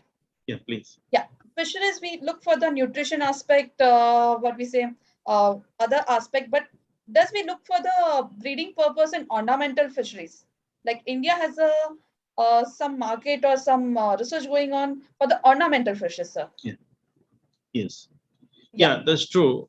Actually, ornamental fish industry in China, Hong Kong, Singapore are far bigger than what we have in India. Hardly we contribute anything to the international ornamental fish market. Most of the work that we are doing is by catching some of the natural ornamental species and trading that. But nowadays, biotechnological applications have been there where They can change color of the ornamental fish to another color. So put additional color to the fish. And those fishes are also being used nowadays as ornamental species. That apart, lot of the ornamental fish breeding and trading industry is, I think, quite big. We are still growing, but we have not reached anywhere that I should say that we have a great activities or great potential. No, we have potential. We have not been able to reach that level compared to those countries. Okay, sir. So Even domestically also, it's not as big as it should happen. Okay. There is one question. Yeah. From Purbi Kamble. Yeah. No, 1 second. I'll just go up. Okay. Something is scope for the fish farm in India. Yes. And yes. how do you go about setting it up? So you should Yes. have basically resources, that is land resource. You should have first land resource and water availability. So you cannot do. I've seen Maharashtra, especially from where? Nagpur to Bhusabal. I didn't see any big fish farms. I mean, those are all huge areas. A lot of activities and scope for fish farms, but hardly anything is there in that area. Only coastal area, something is there where fish farming is being done. So I am sure that there are a lot of activities are possible. So before setting it up, you have to find out, ensure that water resources are available, number one. And then you should have expenditure on fish farm is not much as is for shrimp farm. Fish farm, you can just simply start by digging a fish pond, checking your water and soil, then put fishes in, bring seeds from, there are some government hatcheries in Maharashtra, some hatcheries, otherwise you can bring it from Telangana or Andhra Pradesh, you can bring from Calcutta. There are transporters who will bring it for you and deliver it at your doorstep. So you don't have to do anything. So you can also airlift seeds, doesn't matter. You can live in your water and you can just bring by feeds and supply feed to them. So it is highly profitable and one can start, but then it is a full-time job because the fish has to be fed just like your aquarium fishes 2 times a day or 3 times a day. Then you have to also ensure that there is no weed growth and algae growth, so that sudden oxygen depletion happens and fish are dead. So you can get 40% subsidy up to the in fish farms from NFDB. Or through State Department. Of course, you have to apply NFDB through your State Department. State will give you a subsidy. Thank you, sir, for highlighting. There is one question from my side, sir. Yeah, please. There is any regulation for fish farming the way we have for the agriculture farming, like for GMO foods or organic farming? Does any regulation has put forward by government agency or any other agency for the fish farming? Like we cannot culture the foreign fishes or some. Yeah. We have basically there's something called as quarantine. So the fishes have to be quarantined. Any fish from outside you get into the country, we have one fish which I'm not sure if you are acquainted with something called as Clarias species. Clarias fish is with the 2 nostril and big black fish. It will be usually it is sold live. Okay, just a moment. And what is that Clarias batrachus is called in Marathi? Magur is one, but then African magur. Okay, it's called as African magur. Okay. African magur, this is an invasive species and it has grown so much. It will grow twice the size of Indian magur. But it's voracious eaters. So similarly, tilapia. Tilapia has been, somebody has introduced into some lakes and this thing. Now we get only tilapia. They just destroy the biodiversity. They breed quite fast. And they just, But if you are doing aquaculture, before you bring in new species, you have to pass through quarantine procedure. Otherwise, Indian species, you don't have much regulation on fish farms as much as is on shrimp farm. Only thing, you are not supposed to give antibiotics during disease and things. You are supposed to vaccinate and maintain water quality so that disease do not happen. Okay, sir. Yeah. There is one more question from Shrey, who has asked for the fish farming scope. So one more question I want to ask this, that is, can fish farm be practical or alternative to traditional fisheries? Can it realistically minimize the need of open water fisheries and have the same impact on poultry farming and poultry industry? Can it reduce pressure on natural resources, sir? Yeah, it is possible. Yeah, say poultry, if you compare last 40 years, the poultry that was growing up to 1.5 kilo a year, now they have improved the breed and they have added so much of nutrition, antibiotics and things like that, that now we are harvesting about 4.5 kilo in a year, poultry, say the growth in 1 year. Shrimp, if you calculate, we can still get 4.5 kilo in a biomass term. Fish, we do not get so much. We have reached about 1.5 to 2 kilo at the most in a year's time, from small size to, yeah. But then definitely we can reach that level. That's not a problem. And it would be alternative. Already it's been alternative. Say now there are some species which called as pangas. Pangas grows very fast, though it doesn't have much market. It grows very fast in biomass terms. So slowly people are taking into liking of that fish. So if you go to large hotels, in say 5-star hotels, they will all be giving you the fish which they call as sorry, basha. They name it as basha. Basha is nothing but a pangas fish, but is processed in a different way, fillet, and it is supplied to you. Nowadays, almost all marriages, if they are giving you fish tikka, fish Manchurian, they basically are using this pangas species. So gradually the market is growing very fast, and we will be in a position where it would be on par with the poultry. Poultry, you can imagine just few species, that is only they are doing. But this, fish, we have so many species to deal with. So it takes time to target which one to grow and which has got the liking. So once you grow something and people have liking for another one, you are not doing justice to that. But we can definitely reduce pressure. But then the darker side of inland aquaculture, as I said, the water resources are limited. So you are basically using fresh water and your land, which is otherwise used for your grain growth. You cannot get rid of your grains, dependence on your grains. Fortunately, we have overproduction of grains in the country. That is why we are able to shift to fishes. But then if there was grains were shortage, probably grain production will be more profitable. The land will be still available for grain. But if you are doing open water fisheries in the water, in the sea or river or reservoir, you are always welcome. That is best. Thank you. Thank you so much, sir. Hopefully we don't have any more questions. Yeah, there is. Shrey has expressed her thankfulness.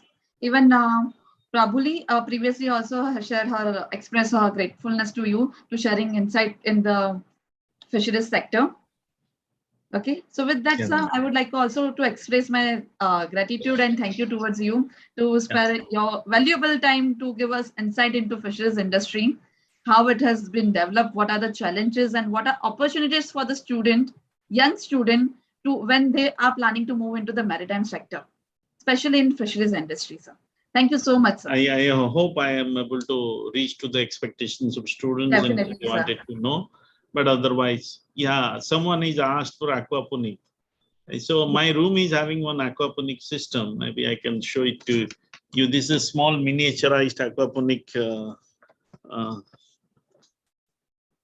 So you can see the fishes up down there. Okay, so aquarium fishes. Wonderful, sir. Aquarium fishes. Then you can see the plants here. The water is getting recirculated. And we have a very nice consultant who gives this technology to others, and he's consulting for many farms now. So you can grow a lot of vegetables and a lot of fruits and vegetables. Fruits would be difficult, but vegetables, yes. This aquaponics is wonderful, sir. It's amazing. We are also planning to have one aquaponics set up in CMS in this weather together, sir. Yeah, sure. It will sure. Thank you. turn up in this year. Let's see, sir. Thank you. Thank you very much. Thank you It's so much, pleasure sir. talking to each one of them. Hopefully, they got something new for their future. Thank you. Not something. There are a lot of new things, sir, they have received from your lecture, sir. Thank you so much, sir. Thank you. Bye. Should I leave now? So if you want, you can leave, sir. It will be just a concluding remark and the vote of thanks. If you would be present, that would be great to us. Okay. Okay. Thank Okay. Thank you, sir. Thank you. you. Good evening, all the participants. I know it's a tiring day. From morning, you guys are being with us, celebrating 59th National Maritime Day. So with the last session, I would like to start with the concluding remark. I will quickly summarize today's session in few minutes. Then I will share the feedback form link, and then it will be followed by vote of thanks. So I request all of you to be with us for a few more minutes. It will not take more than 10 minutes. Okay. In morning, we started with introduction to CMAS from Dr. Anuradha Majumdar. She has explained us how the CMAS idea has cultivated in the University of Mumbai. She has shown us how the CMAS has developed from his inception last 1 year. Then we have heard from our Pro Vice Chancellor, which is guest of honor and chairperson for the inaugural session. He has put more insight into the maritime studies and why maritime studies are important. After the Prowess's lecture, we had a wonderful session with our chief guest, Mrs. H.K. Joshi, Chairman and Managing Director of Shipping Corporation of India.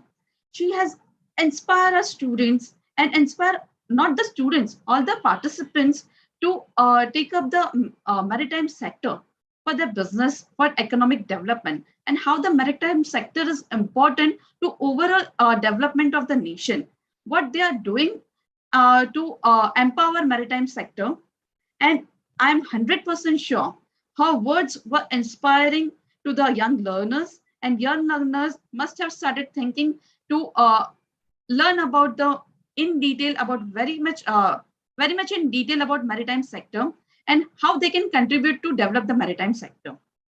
After the our chief guest inspiring lecture, we heard from our beloved keynote speaker, Commodore Shrikant Kizur.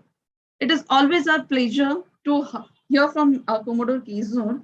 Today, he has given an insight into the Atmanirbharta of Navy, how Navy has become Atmanirbhar throughout the years, and how the Atmanirbharta of Navy has given a value to the maritime security, or especially India's coastal security, how it has tightened our security, how we are being protected by the Indian Navy through their Atmanirbharta project.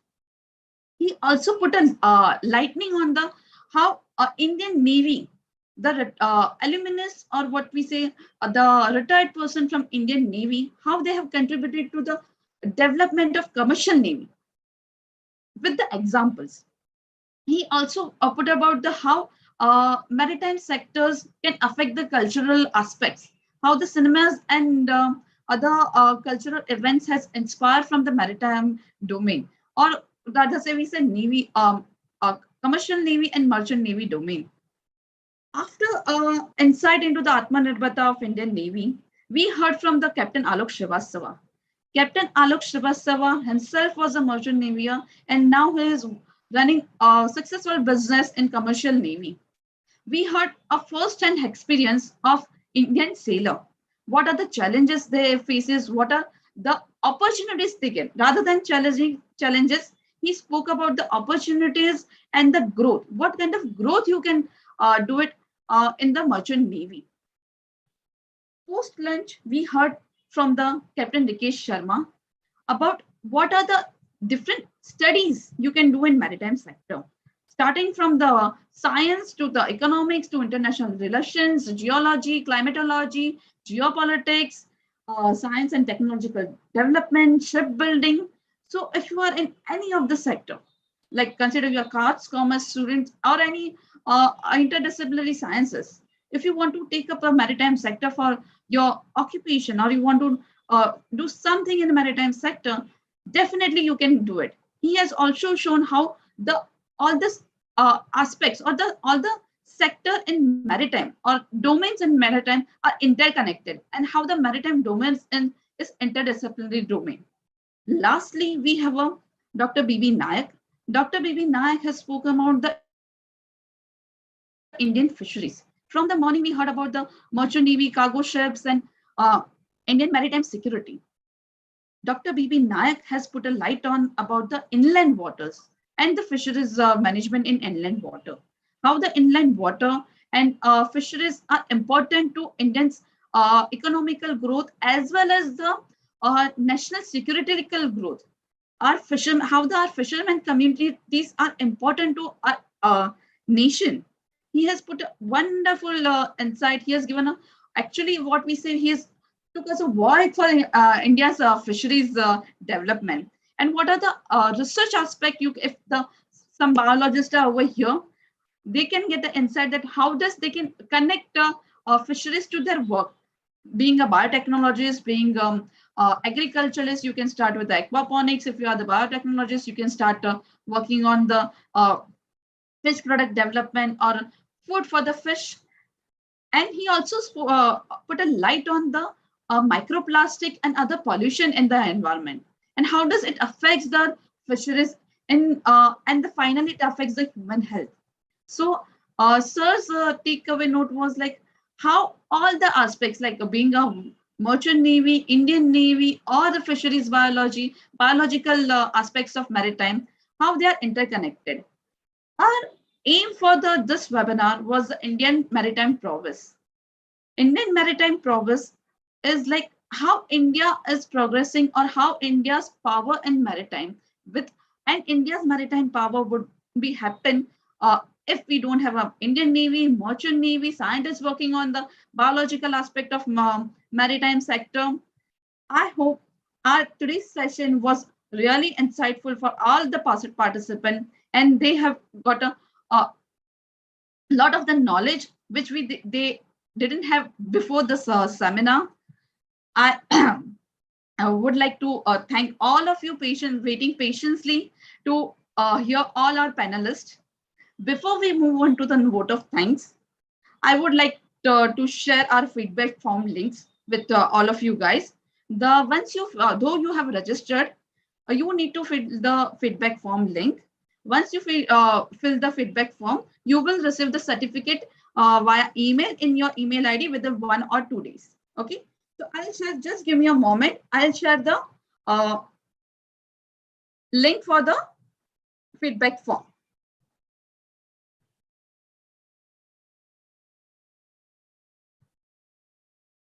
The link for the feedback form has been shared in the chat box. All of you guys can go through it. Before we conclude our today's session, I would like to give a vote of thanks. I apologize from all of my colleagues because there was some urgent meeting came up. All of them have left. But before conclusion, it is my privilege to give a vote of thanks today.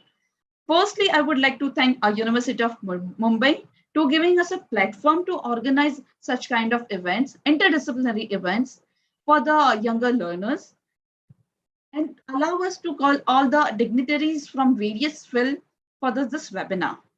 Next, I would like to thank you, our director, our administrator, our vice chancellor and pro vice chancellor for supporting us, supporting CMAS in all the aspects and all the endeavors which we have taken up till now. And especially they are helping their help in organizing this event. Next, I would like to thank our rather than I like to express my gratitude towards the Mrs. H.K. Joshi, Chairman and Managing Director of Shipping Corporation of India. Ma'am has agreed to be a chief guest in very short notice, and she has spent almost around 2 hours of her time, valuable time, to have an encouragement to our student, or rather than interaction with our students. Next, I would like to thank all our speakers, starting with the keynote speaker, Komodo Shrikant Kesnur, Captain Alok Srivastava, Captain Rikesh Sharma, Dr. B.B. Nayak, for their valuable time and their hard work to make our undergraduate student to understand about the different importance of maritime aspects. It was really insightful to have all of you on today with us. And lastly, but not the least, I would like to thank my colleague and students, Mr. Vivek Sunavane and Mr. Mrunmay Rane from Sindhu Swadhyay Sansthan. They are faculty in Sindhu Swadhyay Sansthan for helping us out to organize this event. Then I would like to thank our student, Ms. Uma, Ms. Kirti, Shirish, and other people to help us out to design the flyers, design the certificates. Thank you so much, guys.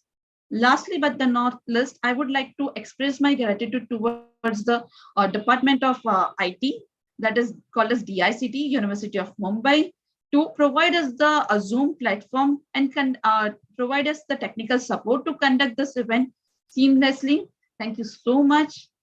And the last and most important thing, thank you or gratitude towards our participants who are there with us from the morning, waiting patiently to hear all of dignitaries and panelists. Thank you so much. Without your participation, this event would have been successful, and this event wouldn't be have been insightful if you all of you wouldn't have participated, ask you a question, and be interactive with our dignitaries. Thank you so much. And with that, we will conclude today's session. Once again, thank you all for your participation. Thank you all for your delivering lectures to us. Thank you so much. Hope to see you, all of you, in the future for various such kind of events. Please give in a feedback form what are kind of events you would like to host by us in future. Thank you so much. Thank you. With that, we will conclude today's session.